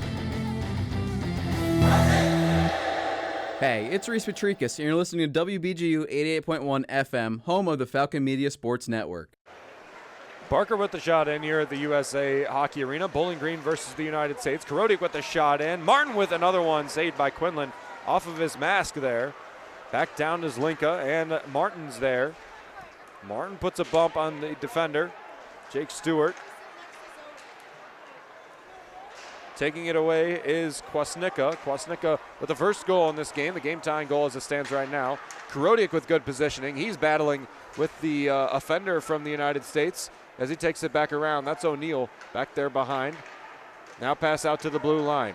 Trethaway's there, off the stick of Zlinka. Zlinka will go for a pass high in the air, knocked down by Karodiak as he goes for a change. USA's lead pass up is long for LJ Mooney. It's going to be an icing against the Americans. Bowling Green will get a face-off in the offensive zone against Quinlan, which they need. They've generated offensive chances. They've got 16 shots on goal to the United States 11, but they got to fill one of these times, and it's getting pretty late in the second period for them to put one on. BG been able to get quite a few cross-ice passes over, especially right in the slot, which is where you want them, but no one able to get a good shot off of those. Out to the blue line, Jack Blake. Dump back in off the stick of Grant as he knocks it down at the goal line. And now taking it away is the United States and Lincoln Kane.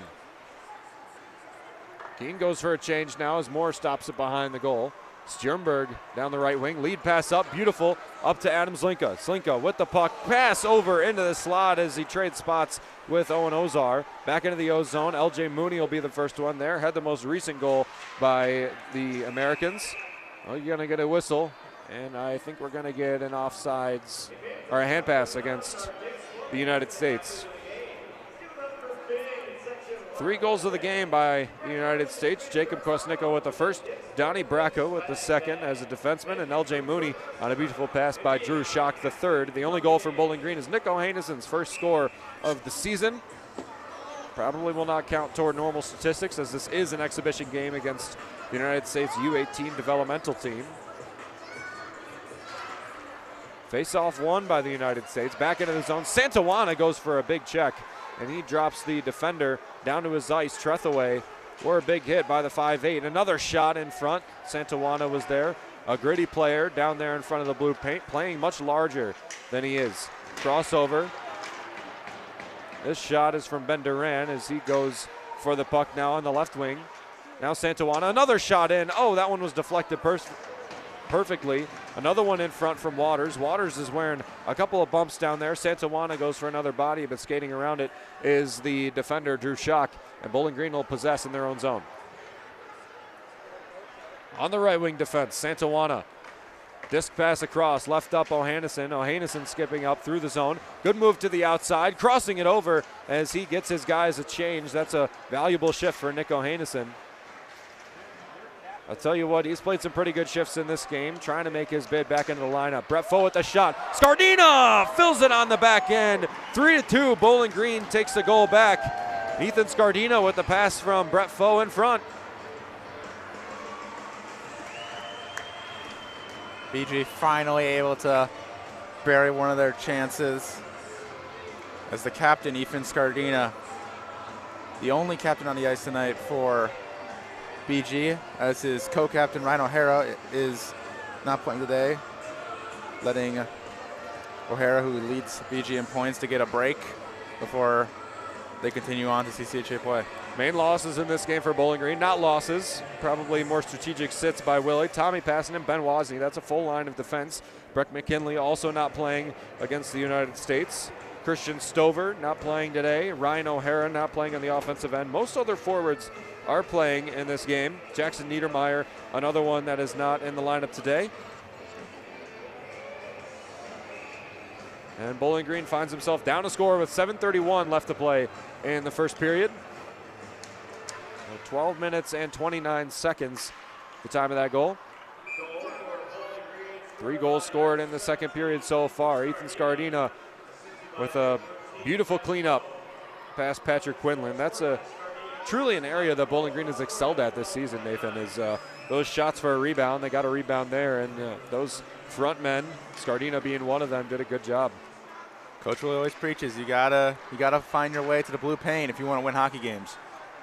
Breakaway right off the draw. Matrin with the shot, and it will not connect. Barnett back in his own zone. Pass up to Brett Foe. Foe down the left wing, trying to outskate Barnett, but Barnett drops him down to the ice. That could have been a call there on an interference as Barnett dropped Foe way after the puck was gone. Now Will Bell down the left wing. Number 8 discs it over into center, poked away toward the goal by Bowling Green. It was a good idea. Barnett with a shot in, deflected in front. Bowling Green got their body in the way, and Fighton kicks it outside the blue line. With the puck now is Donnie Bracco, a commit to Harvard out of Freeport, New York. As one of the younger players on this team, born in 2007. Most other of these guys, or a lot of them, born in 2006. We get a whistle and an icing against Bowling Green, and it'll come back down to their own zone. 6.5 left to play in the first period. Brett Foe, the only assist on the most recent Scardina goal at the 12:29 mark. Bowling Green trailing by 1. It'd be really nice to put another on the board here before you head into the third period against a high-skating United States team. Mateo Phillips makes a good move to the outside, down to the goal line. Crossing pass right across the nose of Moore. Now down to the goal line again, tipped up in the air off of the stick of the Falcon in front of the blue paint. That was Emanen. And we're going to get whistle. And we might send a Falcon off here. Possibly a tripping against Sternberg.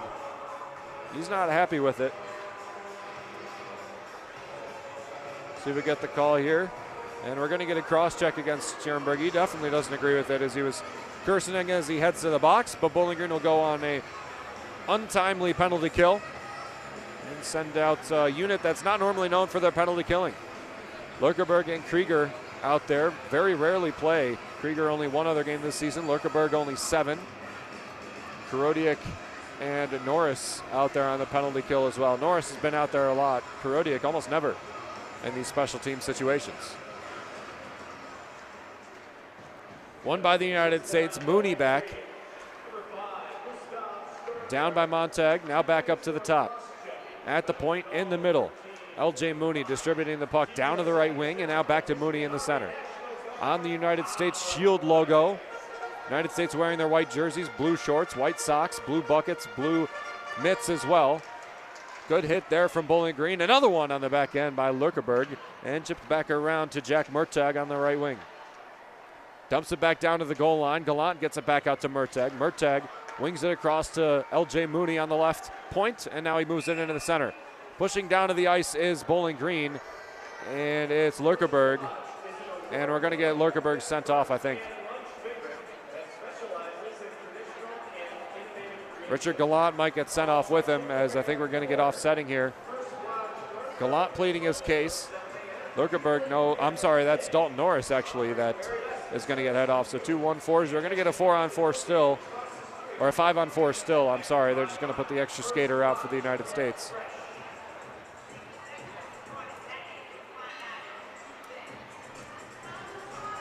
Two players in the box. It's Norris and Sternberg, a full line of defensemen there. And Richard Gallant's going to be in there as well. Fondrick is going to come to the wheel for the Americans. He'll lose the face-off to Bowling Green. Back behind is Kwasnicka. Behind Cole Moore.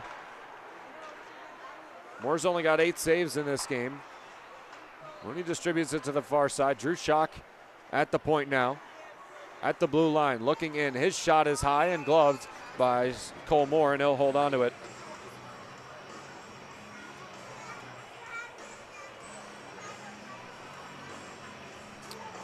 .5:17 left to play in the second period. 3-2. United States leads, and they're with a minute left on a power play here. And then after that, probably another minute before the offsetting penalty against Norris and Richard Gallant come out. It's a break for Bowling Green. Norris not necessarily your best defender, but Gallant certainly a top offender for the United States. They're back down at the goal line. Kwasnicka in there with Jake Stewart, the first line defenseman. Now clearing it away into center and taken away by Bowling Green as they ice it down on the 5-on-4 and get a wholesale change. Actually, Seth Fighton will go on the forecheck. Leaving it back for Fondrick. Fondrick up to Kwasnicka. Kwasnicka to Mooney. Mooney down the right wing. Taking it all the way down to the goal line. Mugged by Karodiak, who ices it back down. Good defensive play by Ivan Karodiak.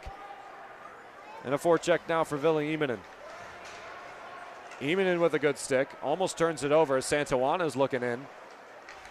Across to Immonen. It's going to be offside. Santawana was caught a little bit long. Oh, I'm sorry. Immonen was caught a little bit long.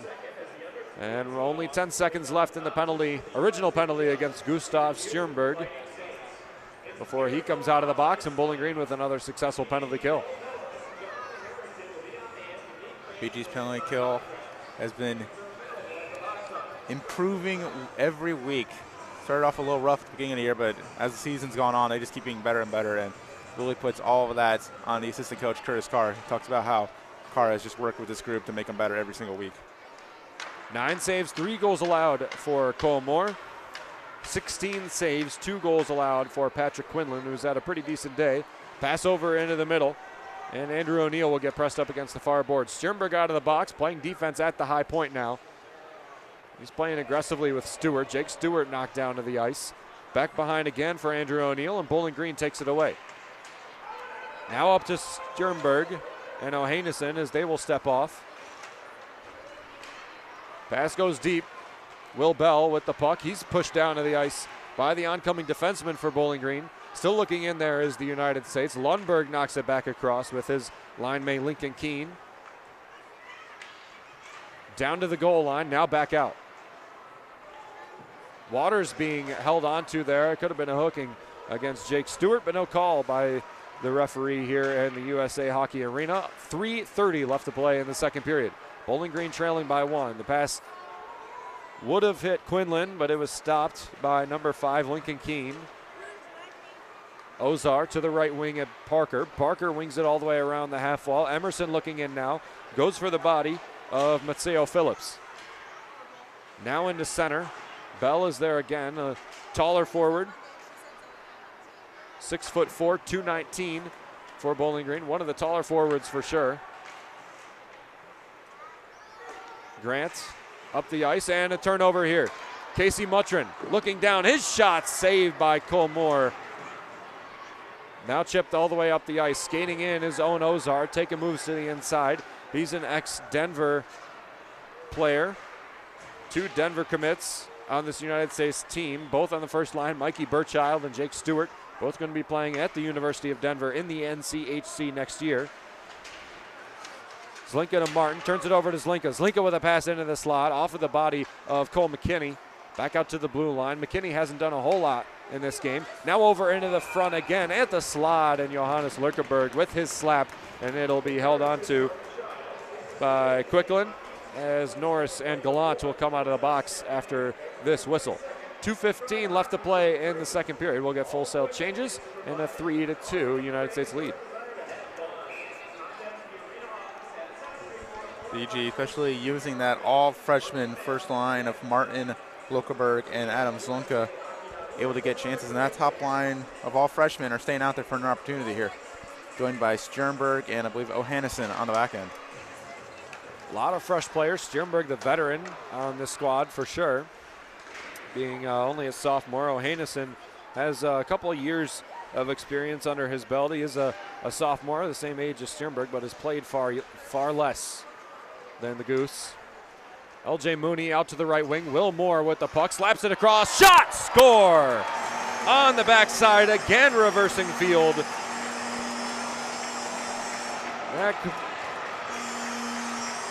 Nothing Cole Moore could do. He was, the defense wasn't there to really stop that pass from coming across the slot. They were reverse field. Conrad Fondrick will get credit for the goal. Ended up turning into almost a 3-on-1 opportunity for Team USA. And when you're outnumbered with this kind of talent, not much you can do, especially if you're Cole Moore in net. Back end of the wheel is Mikey Burchild. He'll win the faceoff back down into his own zone. About 2 minutes that time of the goal, and a 4-2 lead for the United States over the Falcons. In their own zone, Scardina out to the blue line. Norris across. Parker can't keep it inside. It is going to be waved off on an offside, so they are going to be onside. Fighting down there at the goal line, still fighting with a couple of bodies. Slap shot in, fanned on by Parker. Parker another shot in. Ricochets it off the back wall, fighting with the puck. Out the right wing to Scardina. Scardina at the blue line, looking in. His shot goes high of the goal, off the shelf of the half wall, and now out. Deep pass off the bank and into center. Burchild takes it up. Pass to center again. Norris to Foe on the left wing. Foe dumps it. Where's the check? Back to Kabanov. Kabanov fighting with Burchild. Now to the left wing. Off of the stick of Emanen, who does still well with that outreach stick. A long wingspan, 6'3" body. He's a poke checking wizard out there. Jack Blake in there, first shift in a while. Now to Andrew O'Neill. O'Neill takes it up through center ice on the right wing. Still at the right wing, down to the goal line now. He goes coast to coast, wrap around to Krieger on the back end.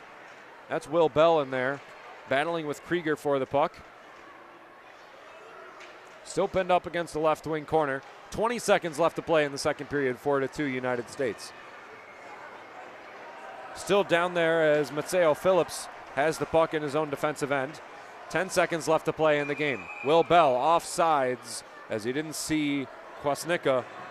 Was a little bit deep there in the offensive zone. 9 seconds, I should say, left to play in the second period. Fondrick will get credit for the goal. Will Moore and LJ Mooney the assists. And the time of the goal, 18:07. Pretty late for the Falcons. Only scored 2 goals, Scardina and Ohanesen. Cole Moore has allowed 4, and you start to wonder whether Salvador Ivola will come out in the third period in place of the sophomore goaltender. Bowling Green will be content to let this one exit with a 4-2 deficit, and they will skate off the ice. Talking some junk to Drew Schock. Ben Duran's there, the referee is skating between them. They'll head the guys off as it's starting to get a little bit talky here. And multiple players. USA Hockey Arena. They'll be separated a lot, neither team really wanting to do anything too much. Salvador Ivola next to his own bench, still stretching out. Could see him come in. And we certainly could see him coming in the third period, but we will take a step back for a few minutes, and when we bring you back, we'll have the Marta Crow second intermission report, and we'll talk some more about the recent graduates of the USA U18 development program. You're listening to BGSU Hockey on WBGU 88.1 FM.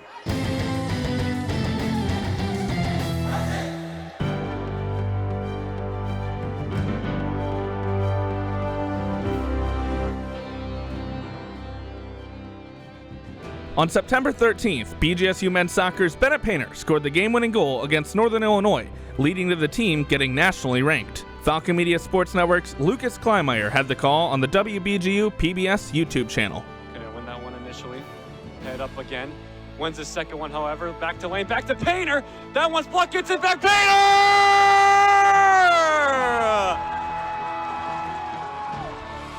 Bennett Painter paints another masterclass at Cochran Stadium. This has been a Falcon Media Sports Network featured call.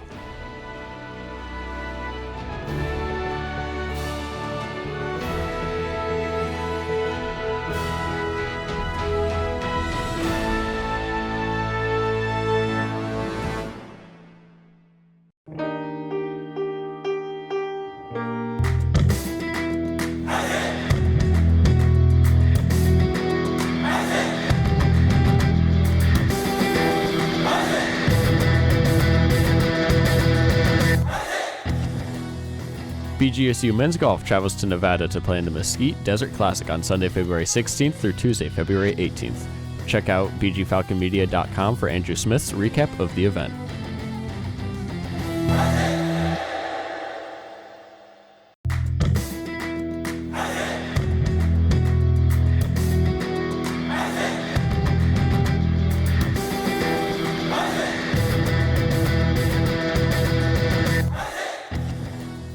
Are you a fan of BG Falcon Media and the Falcon Media Sports Network? You can show your support for BGSU student media by donating at the bottom of the page of stories on bgfalconmedia.com.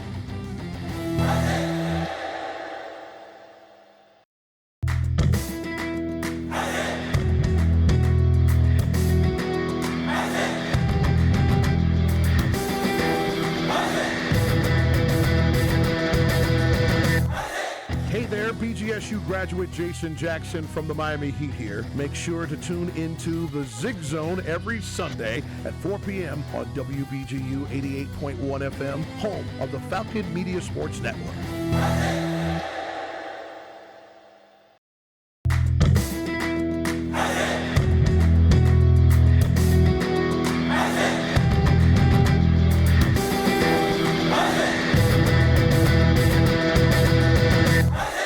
BGSU baseball heads back to Ohio to face Cincinnati on Tuesday, February 18th.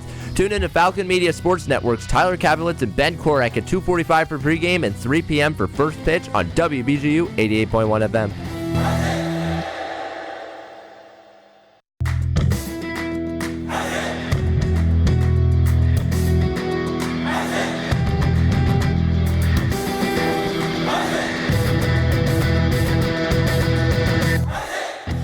Falcon Hockey takes a break from CCHA play to face the U.S. National Development Program on Friday, February 14th. Tune in to Falcon Media Sports Network's Ben Korek and Nathan Burkett at 6:45 for pregame and 7 p.m. for puck drop on WBGU 88.1 FM.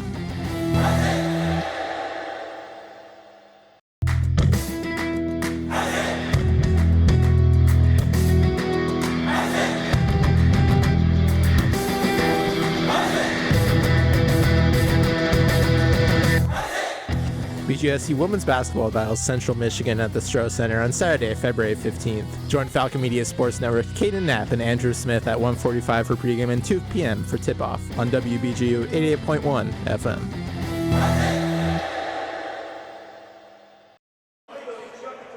The Marta Crow second intermission report. A longtime BGSU hockey fan, listener of WBGU 88.1 FM.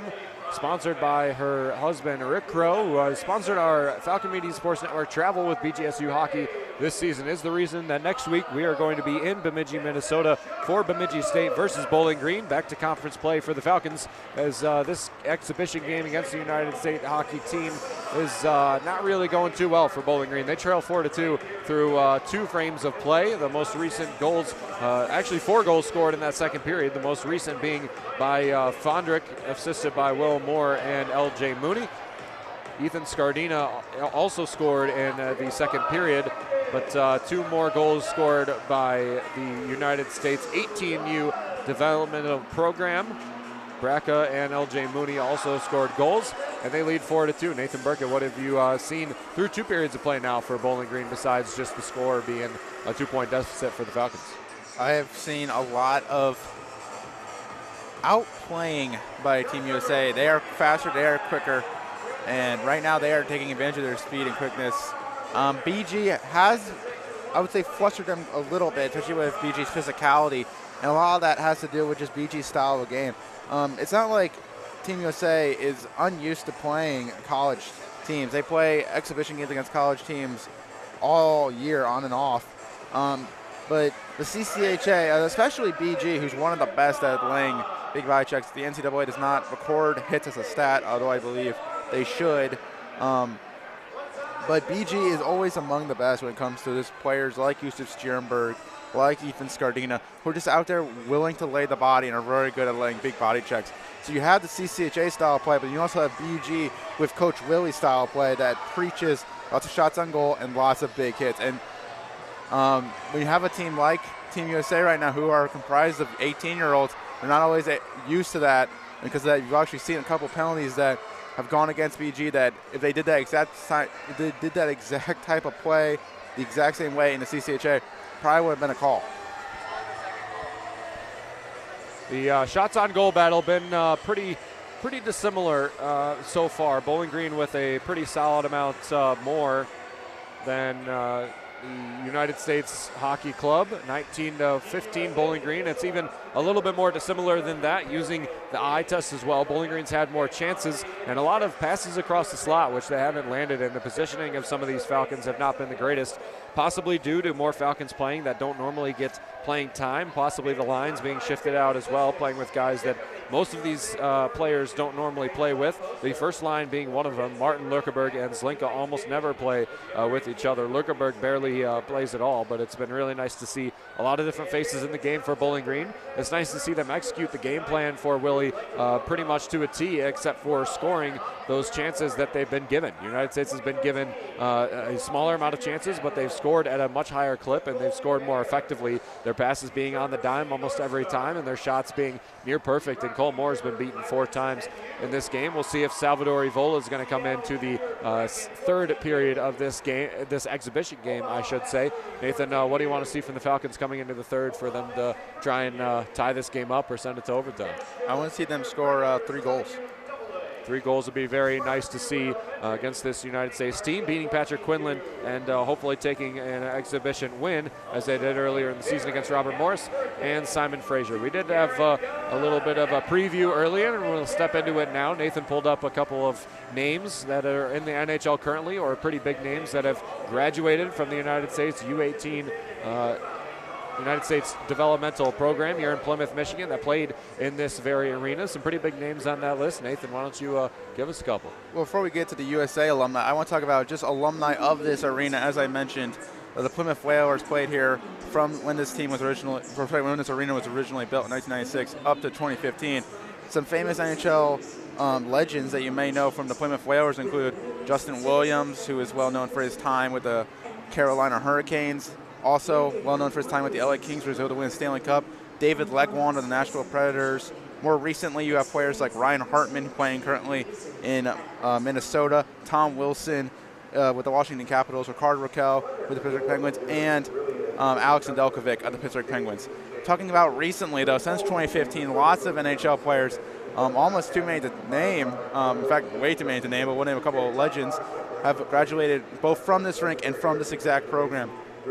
Just to name off a few off the top of my head, who a lot of our listeners may have heard of: Trevor Zegras of the Anaheim Ducks, all the Hughes brothers, Luke and Jack playing currently with the New Jersey Devils, Quinn playing up in Canada with the Vancouver Canucks, he's their captain, Zach Werenski playing with the Columbus Blue Jackets, a name that will especially ring true for BG fans. Josh Norris graduated from this program, the brother of BG's assistant captain, number 14, Dalton Norris. Talk about goalies. We mentioned one from Plymouth was Alex Nedeljkovic.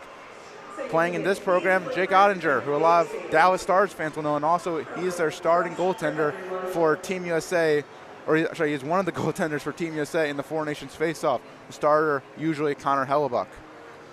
Certainly some historic names, if we look at it in the future, that have come out of this program, and certainly some names on the ice that we'll look back in a couple of years and think, you got to watch this guy play in the USA Hockey Arena against Bowling Green. Some of those that have had the best games today: Jacob Kwasnicka has a goal and an assist. LJ Mooney's got a goal and an assist as well. Will Moore and Mikey Burchild each have 2 assists apiece. Charlie Trethaway has an assist. Donnie Bracca has a goal, and Drew Schock, the fourth, has an assist in this game. As far as the Bowling Green players go, Nick O'Hanison has a goal in this game, along with Ethan Scardina, assists by Brett Foe and Owen Ozar. That's all the scoring for Bowling Green so far in this game, and their 19 shots on goal, and the United States 15. So we will take a step back from the Marta Crow second intermission report and bring you back the third period of action here in the USA Hockey Arena in Plymouth, Michigan.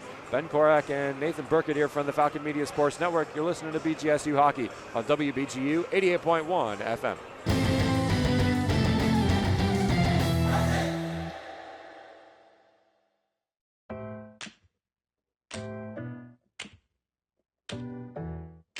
Hi, I'm Lauren Hovey on the BGSU volleyball team, and these are my Falcon 4 off-day activities.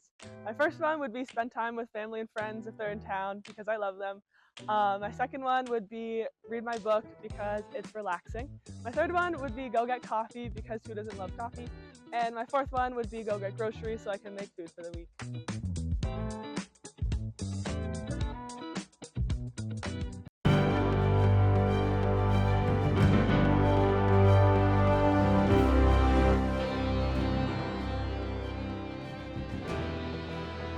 The Mid-American Conference has named BGSU Swim and Dives Natalie Mayorga as their Conference Diver of the Week. It's the second award nod for Mayorga, who swept the diving events in last weekend's Miami Classic held in Oxford. Competing against divers from Ball State, Miami, and Cincinnati, Mayorga came in first in the 3-meter on Friday and the platform, 1-meter, and tower diving competitions on Saturday. Her score of 234.08 in the tower dive is believed to be the first NCAA zone diving cut in program history. This has been 60 Seconds in Falcon Athletics.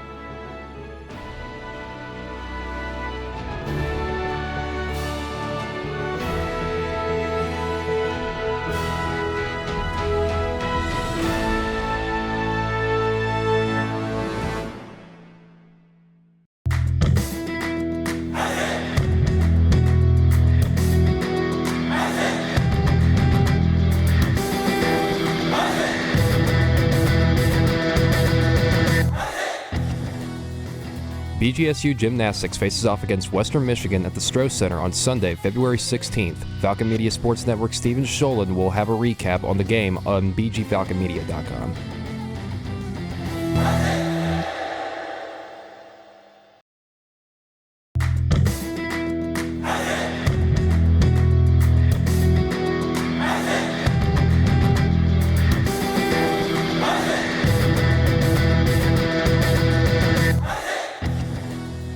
BGSU men's golf travels to Nevada to play in the Mesquite Desert Classic on Sunday, February 16th through Tuesday, February 18th.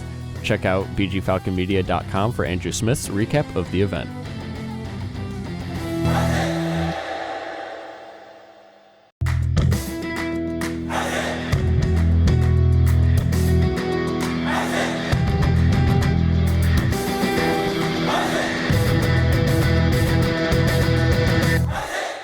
Falcon Baseball wraps up their season opening series on the road against Middle Tennessee State on Sunday, February 16th at 2 p.m. Falcon Media Sports Network's Chaz McNeil will have a recap of the game on bgfalconmedia.com.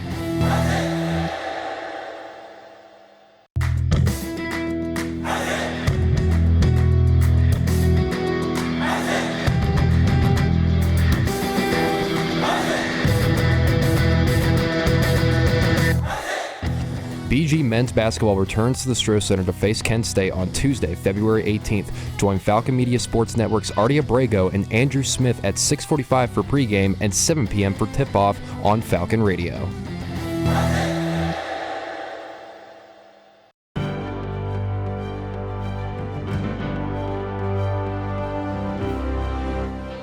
The Mid-American Conference released their preseason poll for the 2025 baseball season, selecting Bowling Green to finish 4th place in the regular season standings and 2nd in votes to win the MAC Tournament Championship. The Ball State Cardinals were voted as favorites to win both the MAC regular season and tournament championships, with 93 points and 5 out of 11 tournament votes. Kent State and Miami placed 2nd and 3rd in the poll, with Western Michigan rounding out the top 5 after winning the MAC Tournament in 2024. Toledo, Northern Illinois, and Ohio placed 6th through 8th, while Central Michigan, Eastern Michigan, and Akron round out the poll. Catch the Falcons when they take on Middle Tennessee in the season opening series on Friday, February 14th at 4 p.m. This has been 60 Seconds in Falcon Athletics.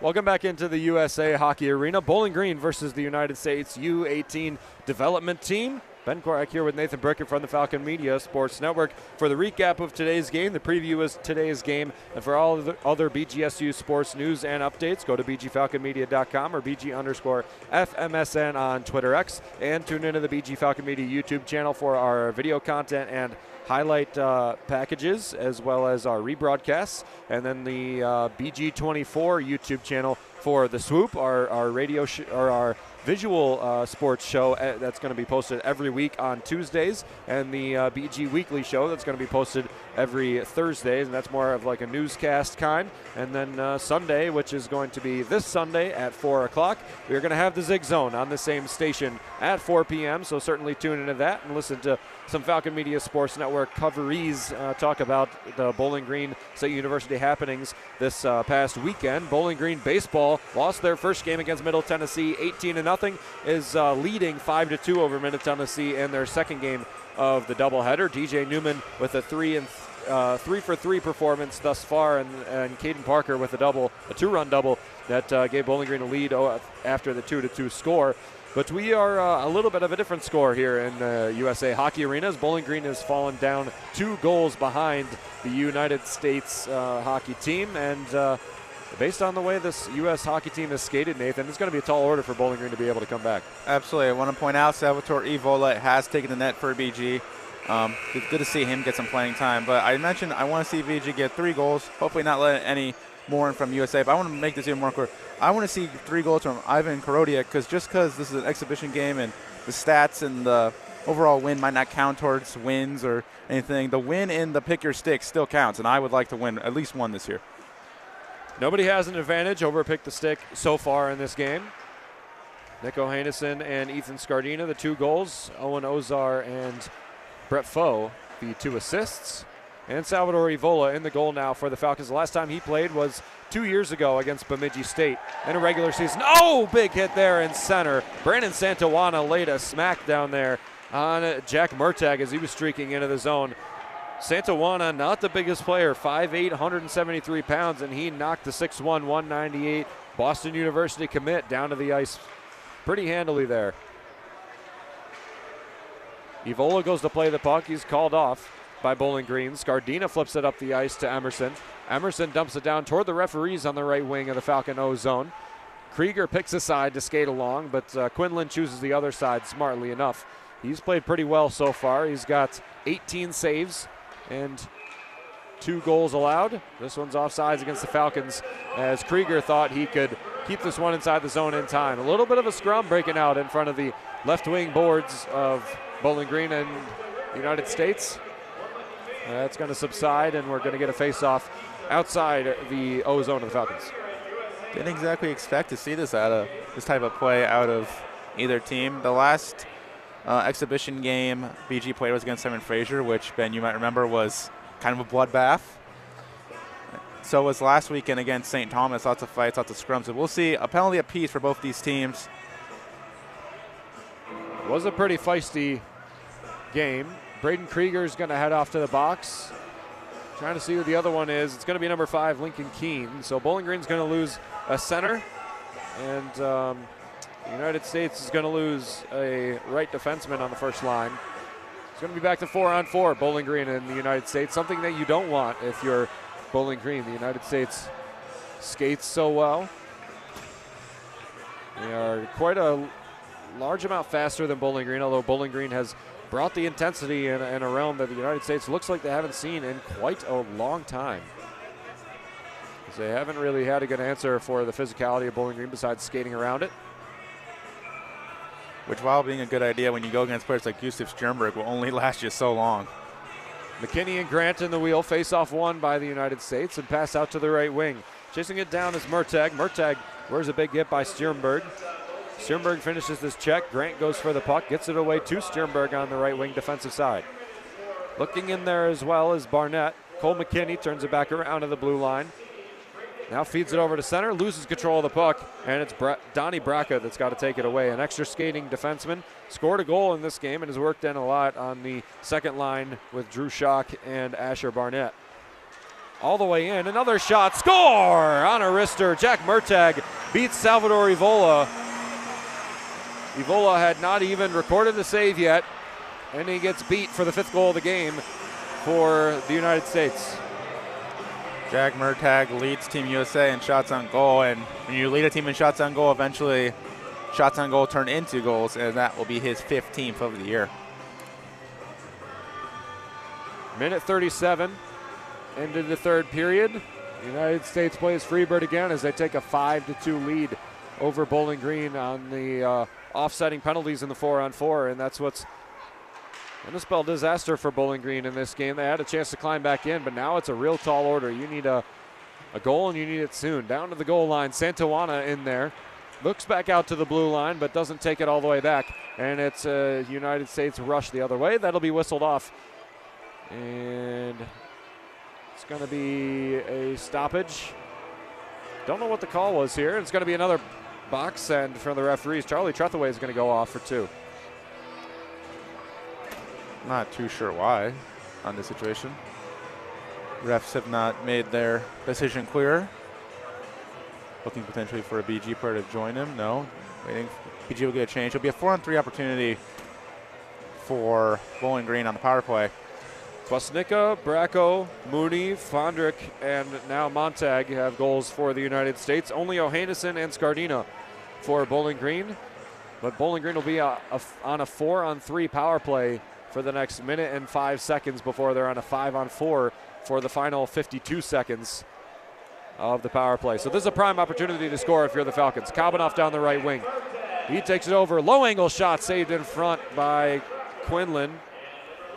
Turned it back around and iced back down by the United States. Are impressive on the penalty kill as they've been in this game because they can skate around the Falcons so well. They just skate so well in general. They're always in front. Pass over into the middle. Waters to Norris. Norris at the high point. Back down to the left wing. Kabanoff. Kabanoff into Norris. Slap shot. Beat him, but wide right of the goal. Now back out to the blue line. Norris looking in, but can't hold it. Now pass across off of the half wall. Eamon into center to Dalton Norris. Out to Eamon on the right wing.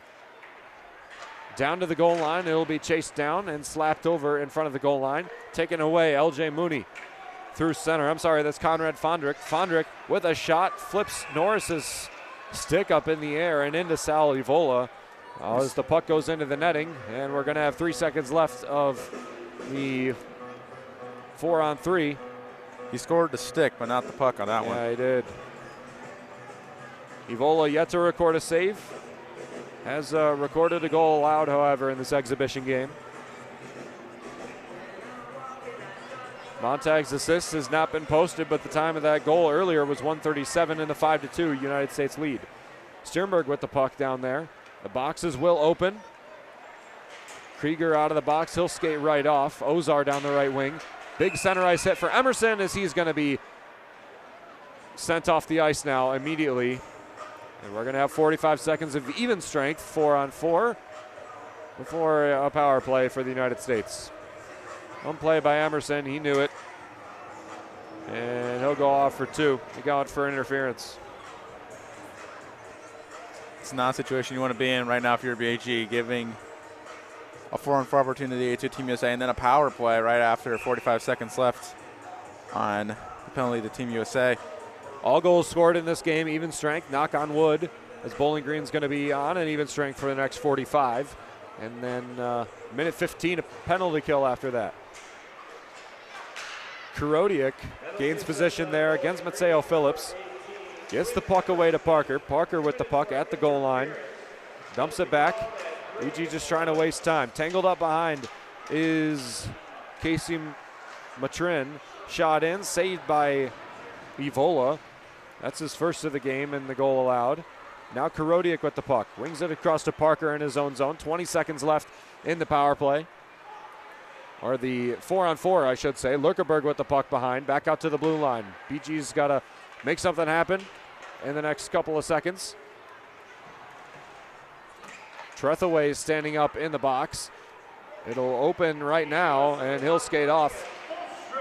He will go right to the bench.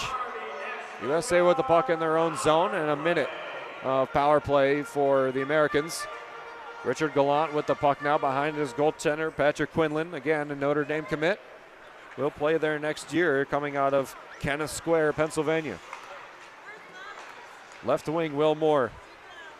Down again. Gallant ices it back around. Cole McKinney's there. Out to the blue line at Jack Murtag. Murtag into Mooney. Mooney across. Gallant with another pass, and Moore is there. 5-man power play for the United States. All of them forwards. All of them high-powered offenders.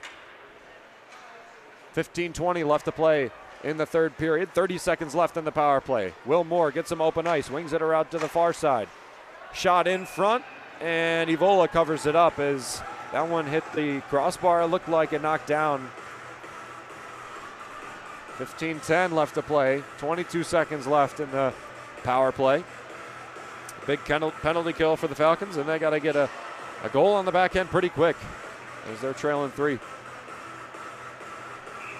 Seeing a lot of players for BG that don't usually play in the penalty kill. I feel like this is a good practice for them for next year when some stars like Kostanen and Scardina will no longer be available to be used on these penalty kills. They'll be graduating at the end of this year.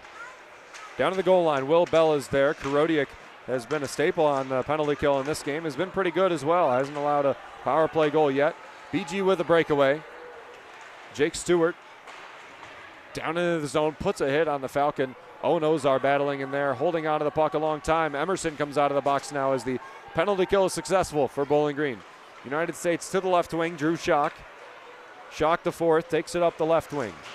Skating it all the way in the zone. Something about these United States defenders, they're not afraid to take it down to the goal line if they have to. A lot of them playing like forwards much of the game.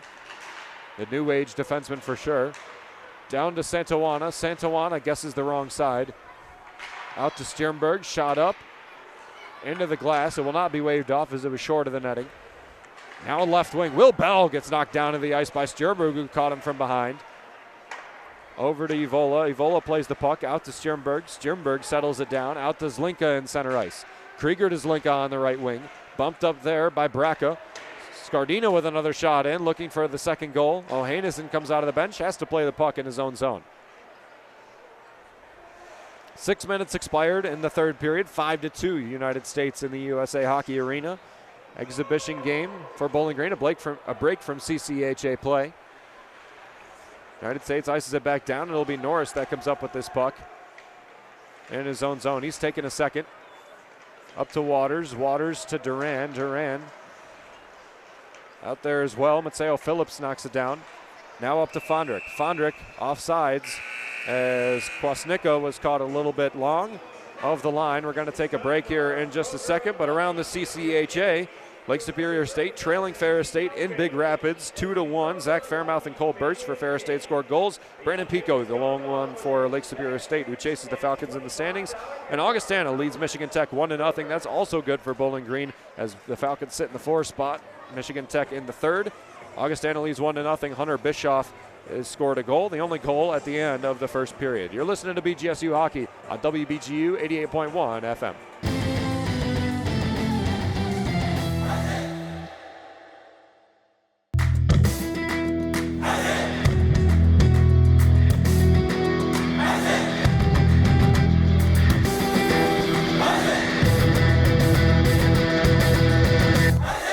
BGSU Baseball heads back to Ohio to face Cincinnati on Tuesday, February 18th. Tune in to Falcon Media Sports Network's Tyler Kavelitz and Ben Korak at 2:45 for pregame and 3 p.m. for first pitch on WBGU 88.1 FM.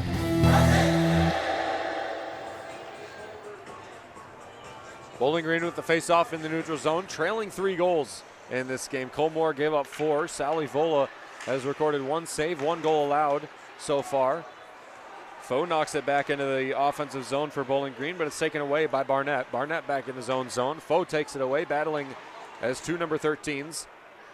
Around to Parker. Parker takes a step in to play the puck at the blue line. Lurkeberg dumps it back down to Kabanoff behind. Now back up to Parker. Parker playing with Karodiak in this game. Karodiak with a shot in, gloved by Quinlan casually. They'll opt for a face-off with 7 minutes expired in the third period. Be sure to tune in next week to Bowling Green versus Bemidji State. Friday and Saturday, 7 o'clock game. I'm sorry, and what would that be in Central Time? 8 o'clock. 8 o'clock game and then a 7 o'clock game. I apologize. Time zones are difficult as we are going to be in Bemidji, Minnesota. It's a big series for BG. They take a sweep, and their home playoff is almost clinchable, I believe, if my math is correct. It also depends on how Michigan Tech does this weekend. Gallant the leave up to McKinney. Taken away. Ozar battling for it. BG does not seem like they can get the puck back, as the skating ability of the United States has proved a lot for them in this game. Bowling Green's been way more physical than United States, but the United States has truly outskated them. Trethaway is sent right into the boards. That was a risky hit against Trethaway, as his head got kind of low there into the boards. Now Stjernberg with the puck. Pass across is off the half wall behind Quinlan. Quinlan looks out his left wing. Gallant wears a big hit to Stjernberg. He's got to have 9 hits in this game. Shot from Jaden Grant, chipped up in the air, in front. That's going to be a penalty against Richard Gallant. Bowling Green with the free play, and finally they get a stick on it as Ozar looks to revenge. Oh, a big blast there. And now we have a true fight. We have a couple of punches being thrown in there. Ozar in there, battling with a couple of more players. And we're going to get something out of this. Ozar did a flying cross check to the face of Richard Gallant. Ozar is going to be fine heading off. Well, he steps over into the box. Not quite, as he tried to enter the USA's penalty box. Richard Gallant will head to the other box, frustrated. He was the guilty party on the original penalty. So instead of the Falcons taking a power play, Owen Ozar has got him an even strength 4-on-4 again, which is not ideal for the Falcons. This might be a good, though, teaching lesson for Team USA. None of their players are going to CCHA teams, but all of them are going to, well, almost all of them, as we said, are going to NCAA. You don't see as many fights or anything in international hockey. A lot of it gets killed right away by referees. And if you do fight, a lot of times you might even get kicked out of the game. That's a good lesson that you can't just run around laying like cheap hits like he did to the BG player. Once you get up to college hockey, you're playing with the big boys, and they will come and get you. Asher Barnett and Ethan Scardina, the two captains, in talking to the referees. The referees trying to sort some stuff out, talking to the official scorer there between the press boxes, or the penalty boxes, I should say. 12 minutes exactly left to play in the third period, 5-2. Bowling Green trails the United States. That would have been a huge penalty for Bowling Green to draw there in front, as Gallant laid a big cross check on Emerson on the in the slot in front of the blue paint in the Falcon O zone, and then Ozar had to retaliate.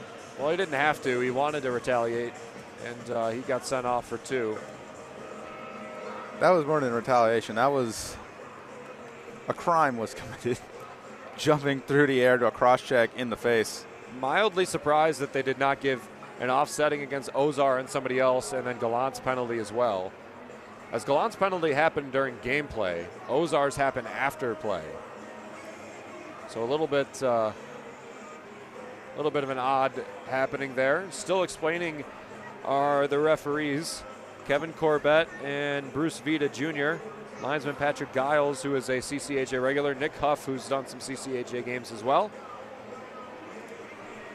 Currently a 5-minute major goes onto the board on number. So Trethaway is going to be given a 5-minute. Okay, so they are going to send somebody else off. Matrin's going to head off for the United States. So as far as I can see, there's one Falcon in the box. That's Owen Ozar and 2 United States players. So a 5-minute major for Bowling Green to try and capitalize on. They trail 5-2, so big one to score, if not once, a couple of times. Down to the goal line. Now out to Grant, and Grant to Norris at the point. Out to Duran on the left wing.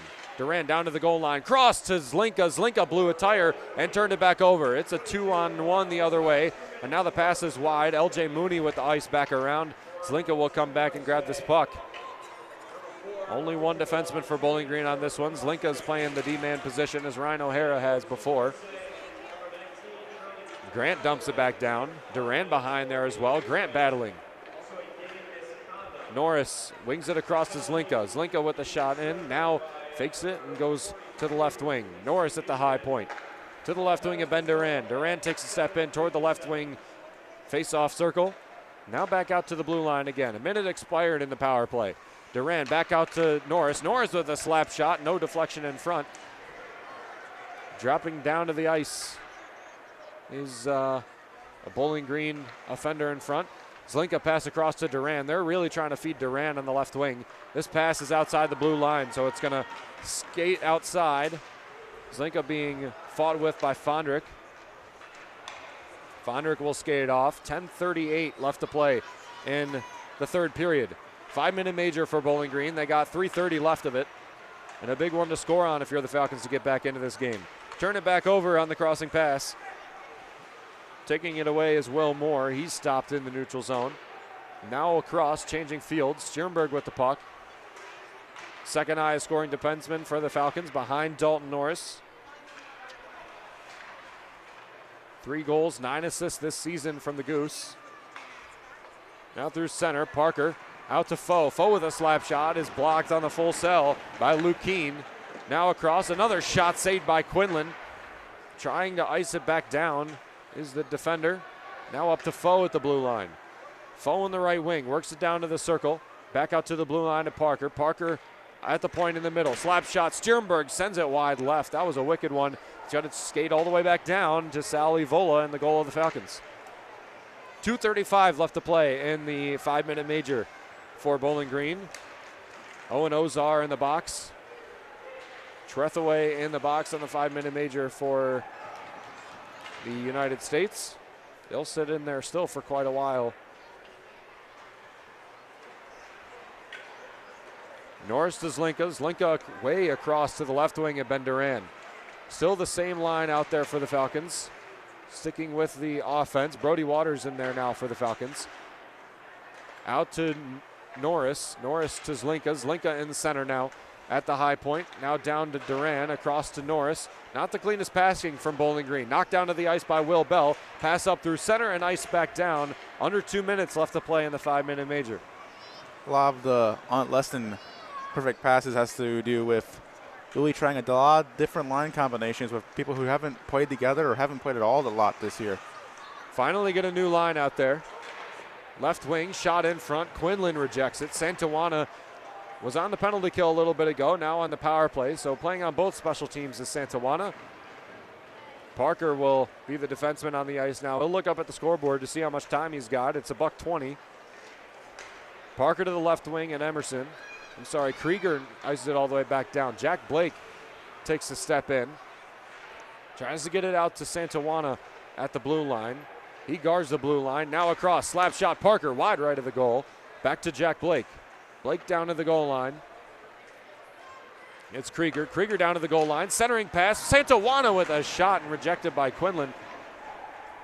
Santawana was prime position out there in front. Another cleanup on aisle 4 for Bowling Green, but the spill's still there in front. Blake to Krieger. Krieger down to the goal line. The same play again, and it will not connect with Santawana this time, who had a chance a second ago. Another shot down to the goal line. Right outside, and it'll be iced back down by Fondrick with 30 seconds left to play on the power play. So the USA looking like they're going to kill off a 5-minute major. Evola fakes it. O'Hanison messes with the puck a little bit too much. Almost turns it back over. That could be a tripping against Will Moore, who knocked O'Hanison down to the ice with the stick in the skate. Max Martin through center. Slap shot deflected in front. Scardina low angle shot. It's still on the blue paint. Martin was there on the back door, but it's taken away by Will Moore. Still turning it over in the offensive zone, and finally coming out of the box is Matrin. Ashlyn Barnett with a shot in front of Salvador Evola. Evola stops it. Not the biggest guy in the world, and you could tell Barnett was trying to go top shelf there. 5'11" for Evola. Back in the zone. Stopping it behind the net is the Falcon goalie. Now lead pass up the ice. Pretty much just turns it back over to Bracco. Bracco down. Mooney around. Kavanoff is there. So is Stjernberg. Stjernberg off the glass to Duran. Duran a low angle backhand shot. And it'll clear all the way almost back out to the blue line as Fighton has to knock it back down. Kavanoff's there as well. Phillips a pass through center. Out to the right wing. Montag out to Bracco. Bracco with a shot saved by Evola as he went to glove it, but he pretty much just saved it and knocked it away from the play. Karodiak's there. 6 minutes left to play in the third period. Bowling Green still trails by 3. Need one in the next few minutes so that you are able to pull the goalie. And pulling the goalie with a 2-goal deficit instead of a 3. He's got Slinka slashing through center, but Grant Alex for a shot, not a pass. Slinka with the puck now into Waters. Waters with a shot, bounding over into the glove of Patrick Quinlan. Some extracurriculars after the play. 5:38 left to play in the third period. We'll take a step back from the action. You're listening to BGSU Hockey on WBGU 88.1 FM.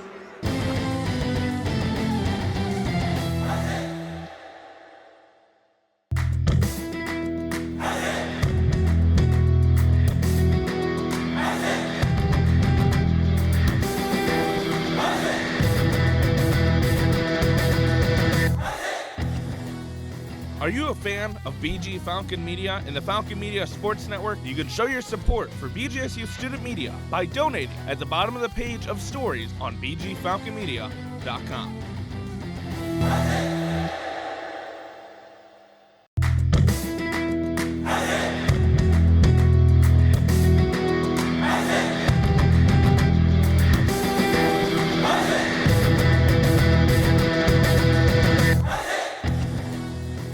BGSU Gymnastics faces off against Western Michigan at the Stroh Center on Sunday, February 16th. Falcon Media Sports Network Steven Scholen will have a recap on the game on bgfalconmedia.com.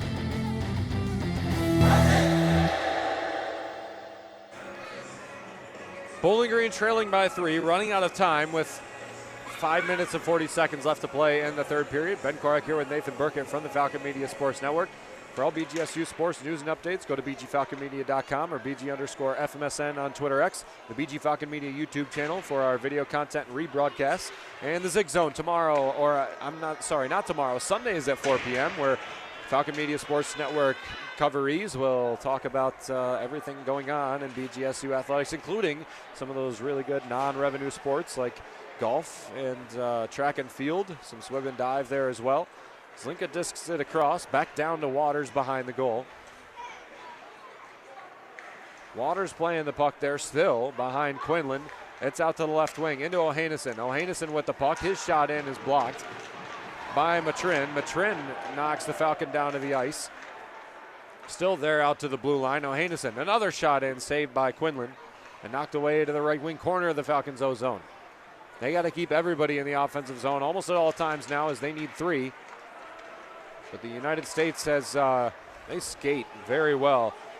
We skated around the Falcons a lot in this game. Will Bell, crossing pass through center. Moore's there as well, but Scardina takes it away down the right wing. Left-handed shot goes high of Quinlan. He looks to knock that one into the netting, but he can't jump up high enough to do it. Bracco's in there, ices it back around. Turnover to Scardina. Scardina to Foe. Foe with the puck now in front and taken away by L.J. Mooney. L.J. Mooney's probably been the best forward now. Foe is knocked down to the ice by Bracco. The whistle blows, and we're going to have an offsides against Bowling Green as Foe was stunned there on the hit by Bracco. U.S. is going to get a change first. Bowling Green's going to get a change second. Willie throws back out the all-freshman unit, except instead of Adams Lunk on the right side, it'll be Owen Ozar, the senior. Max Martin in the zone now. 4 minutes left to play in the third period. BG needs one, and they need one now, so pulling the goalie makes a lot of sense with the 2-goal lead. Shot in for the rebound. Ozar couldn't crash in on time. He gets it back around to the blue line. Jack Blake back down behind the goal. Pressing up is Lincoln Keene. Keene going to play at Colorado College next season.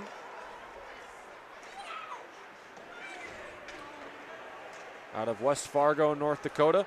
Going to stay around that same range. Surprisingly enough, is not going to North Dakota. Is trying to stay in the region. Kabanoff across. In front. Good move by Santawana. Still on the doorstep. Fed in by Bowling Green. Matvey Kabanoff, I believe, was on the backside as Santawana produced that play with some great hustle in front of the net. 3:22. This has got a little bit more interesting. Santawana's been flying around all day, getting tons of good opportunities, and he won't get a goal, but he'll be rewarded with an assist on the day. Matvey Kabanoff finishes it off. As after all the tricks by Brandon Santawana, Quinlan was down and out, didn't have the time to pop back up, and the puck was just sitting just out of his reach. Couldn't knock it away or grab it, so Kabanoff finishes that one off. 8 goals scored in this game, the most for Bowling Green in quite a while, as they're not a high-scoring team, normally a very good defensive team as well. Now the lines have been sifted around, so the defense is taking a step back. But now we're looking at Sally Vola coming out of the net now. He's going to keep looking over toward Willie. We're at the 3-minute mark. Depends on if you go by the minute per goal or the minute and a half per goal. Bowling Green with the puck, taking it all the way in. Brody Waters out to the left wing, shot in to Emanen behind. Emanen back out to the blue line, now turns it back over. Drew Schock with a pass out. Montag with a dump in. Karodiak chips it to the right wing. Thought the Falcon was there, but he was going for a change. And now Sternberg will be the first one to this puck. 2.5 left to play in the third period. Bowling Green trails by 2, 5-3 to the United States here in the USA Hockey Arena. Scardina up the right wing, moves it over to center. Grant there is pushed away from the play, turning it back over as the United States comes up with the puck. Evola skates off, empty net for Bowling Green. Dalton Norris with the puck, wings it to center at Sternberg. Back to Norris on the left wing, now to Sternberg at the high point, now to Duran. Duran on the right wing point.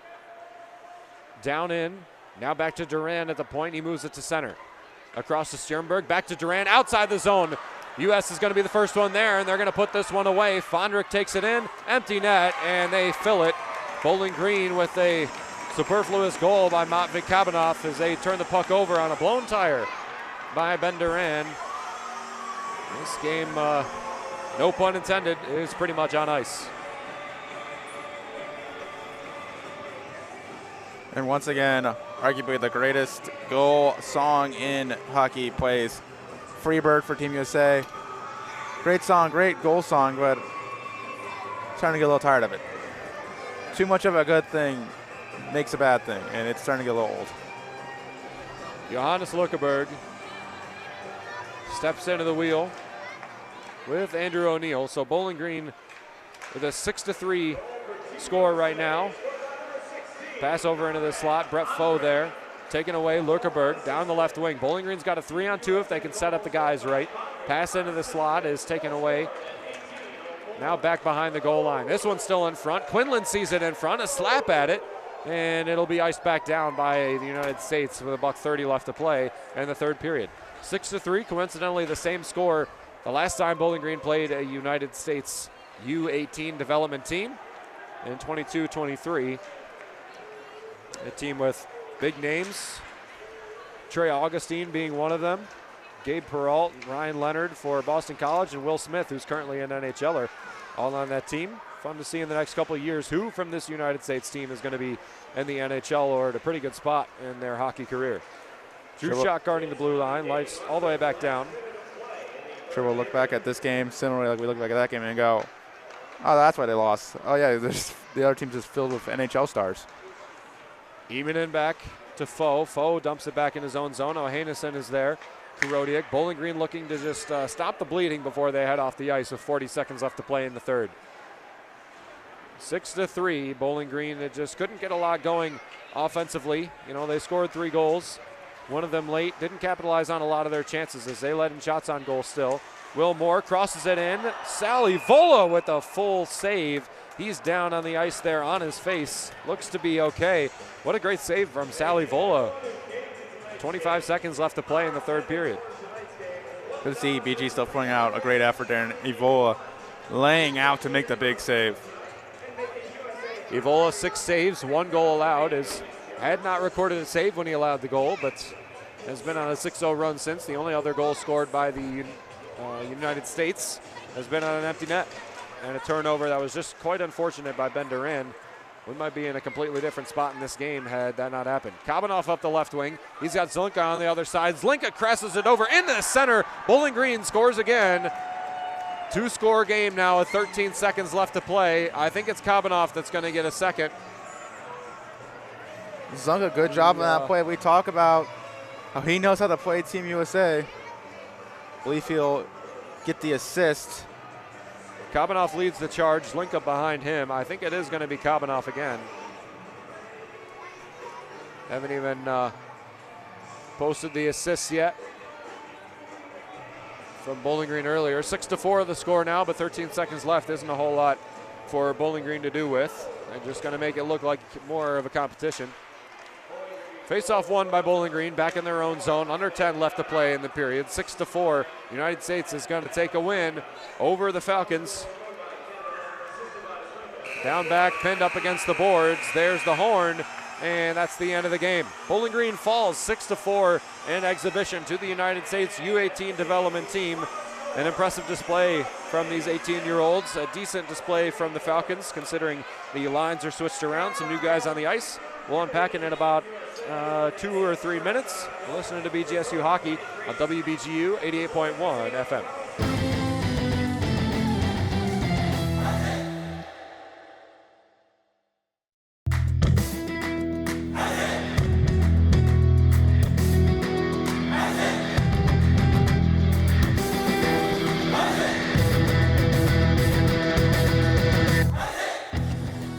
Are you a fan of BG Falcon Media and the Falcon Media Sports Network? You can show your support for BGSU student media by donating at the bottom of the page of stories on bgfalconmedia.com.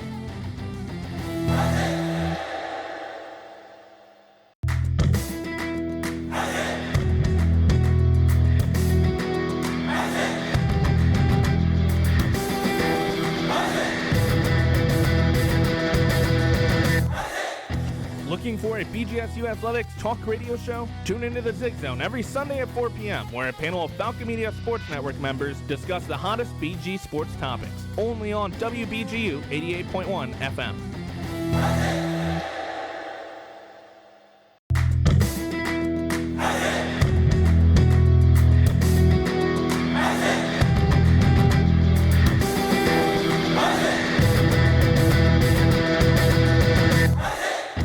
BG men's basketball returns to the Stroh Center to face Kent State on Tuesday, February 18th. Join Falcon Media Sports Network's Artie Abrego and Andrew Smith at 6:45 for pregame and 7 p.m. for tip-off on Falcon Radio.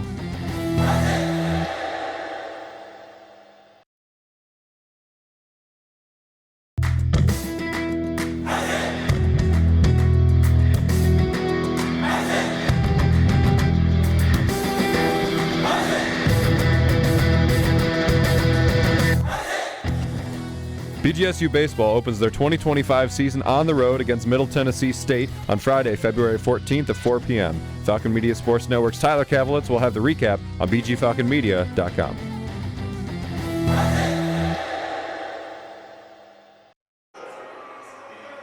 A good effort, fought till the very end, but Bowling Green falls in a 2-score game, 6-4 against the United States 18U National Team Development Program.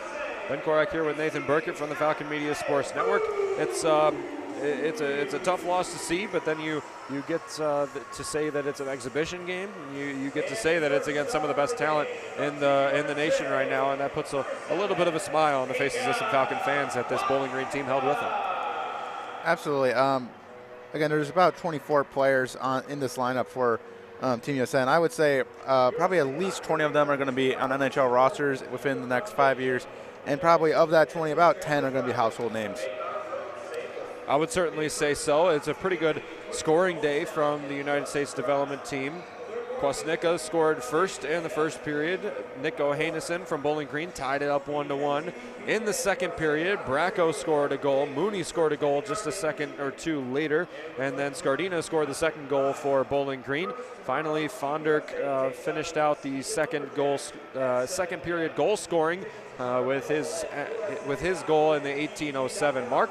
Into the third period, Montag and Fondrick both scored in between Matvey Kabanov's 2 scores. Fondrick's final one an empty netter that made it a 6-3 game for Bowling Green after they had scored a pretty good one from Matvey Kabanov a few seconds earlier, and then an unfortunate blown tire by Ben Duran with the man advantage and the goalie pulled unfortunately resulted in an empty net goal, and Bowling Green fell 6-4 as only a few minutes later Kabanov got another one off of the pass by Adams Linka. You know, we saw some pretty good things today from Bowling Green. Their physicality was a little bit off-putting for the United States. They didn't really know how to deal with it too much. We saw them skate pretty decent with the United States, all things considered. The United States is a faster team, more skillful team, and that's what they pride themselves on in this program. But I think Bowling Green did a very good job of hanging with some of the best prospects in the nation.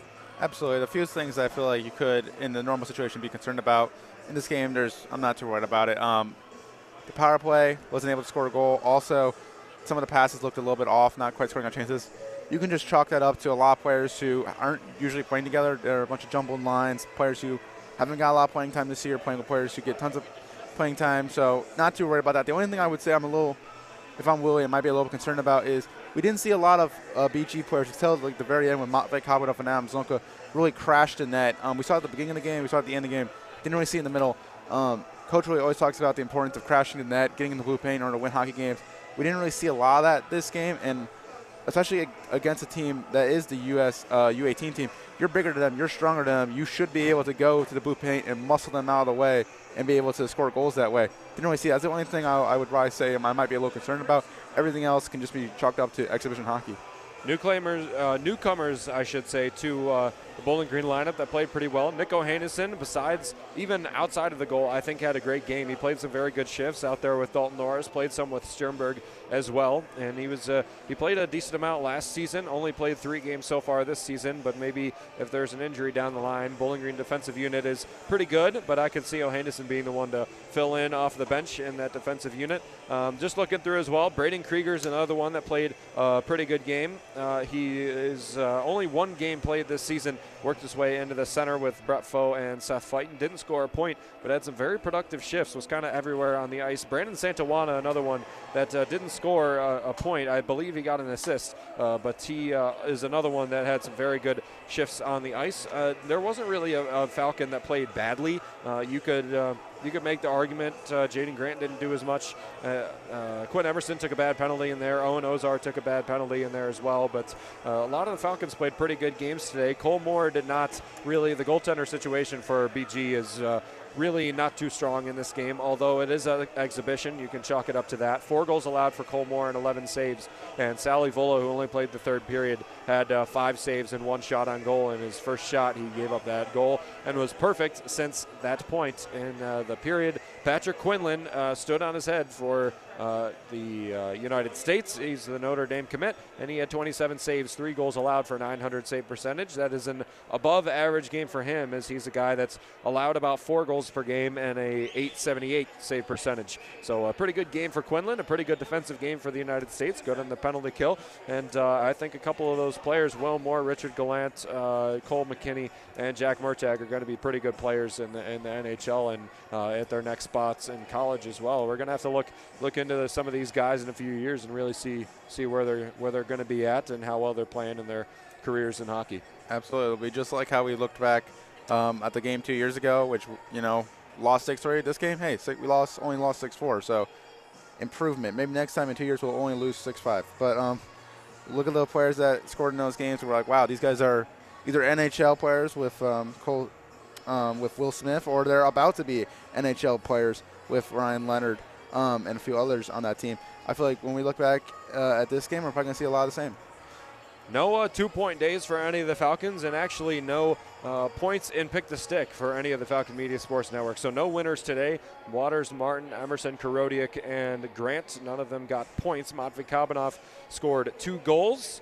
He had a pretty good day, although one of them at the end was kind of a chump in front of Quinlan. He should have had 3 goals allowed instead of 4. Adam Zlinka with a pretty good pass on that one as well, taking it all the way in. Didn't really know who got the goal at the end of the play there, but 6-4, Bowling Green falls to the United States National Team Development Program. Standout player of the game, or the FMSN player of the game. Who do you think it's going to be, Nathan? Just looking down the list here. I mean, you got to go Kabanoff. LJ 2 goals. Mooney. Well, for both teams. Oh, both teams? Well, LJ Mooney had a goal. Fondrick had the empty netter. He also had a goal in regulation. I'd probably say LJ Mooney if it was up to me. What do you think? I'm going to go Quinlan, Quinlan? He did play very well up until the end. Those Kabanoff goals were at that point, a little bit scrappy in front. As I mentioned last week, Cole Moore, at that point, he honestly may have just given up. I mean, you're up by 3, there's 13 seconds left. Yeah. He's not going to dive in front for a loose puck and risk injury in a game that's already kind of finished. Didn't matter a whole lot, but that's where that stands. Pick the stick. Nobody scores points. Nobody gets a win, so it's all pretty much locked up here in the Falcon Media Sports Network. Thank you to Caden Knapp, our secondary women's basketball beat for board hopping our games today. Thank you very much for taking some time out of your night.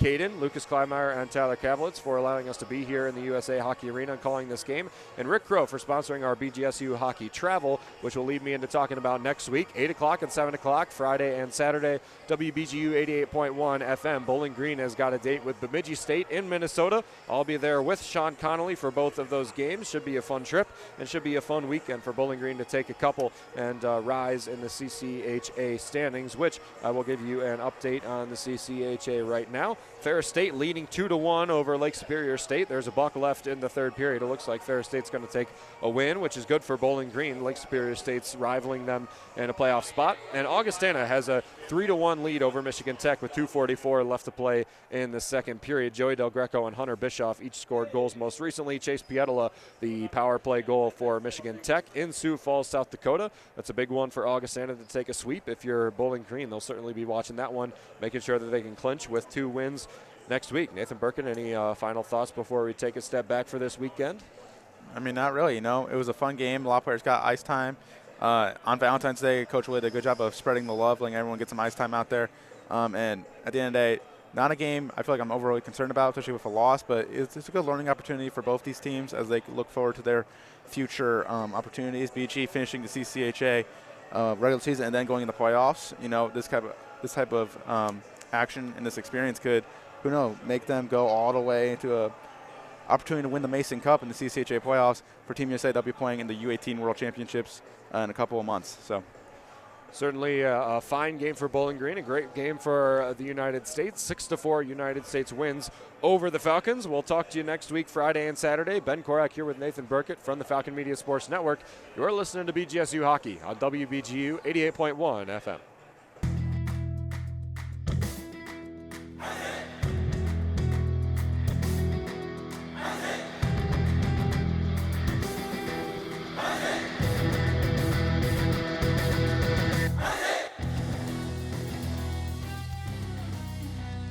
This broadcast has been a Falcon Media Sports Network production. For more BGSU sports news and updates, follow Falcon Media Sports Network on Twitter X at BG_FMSN, BG Falcon Media on Instagram, Facebook, and YouTube, and head over to BGFalconMedia.com.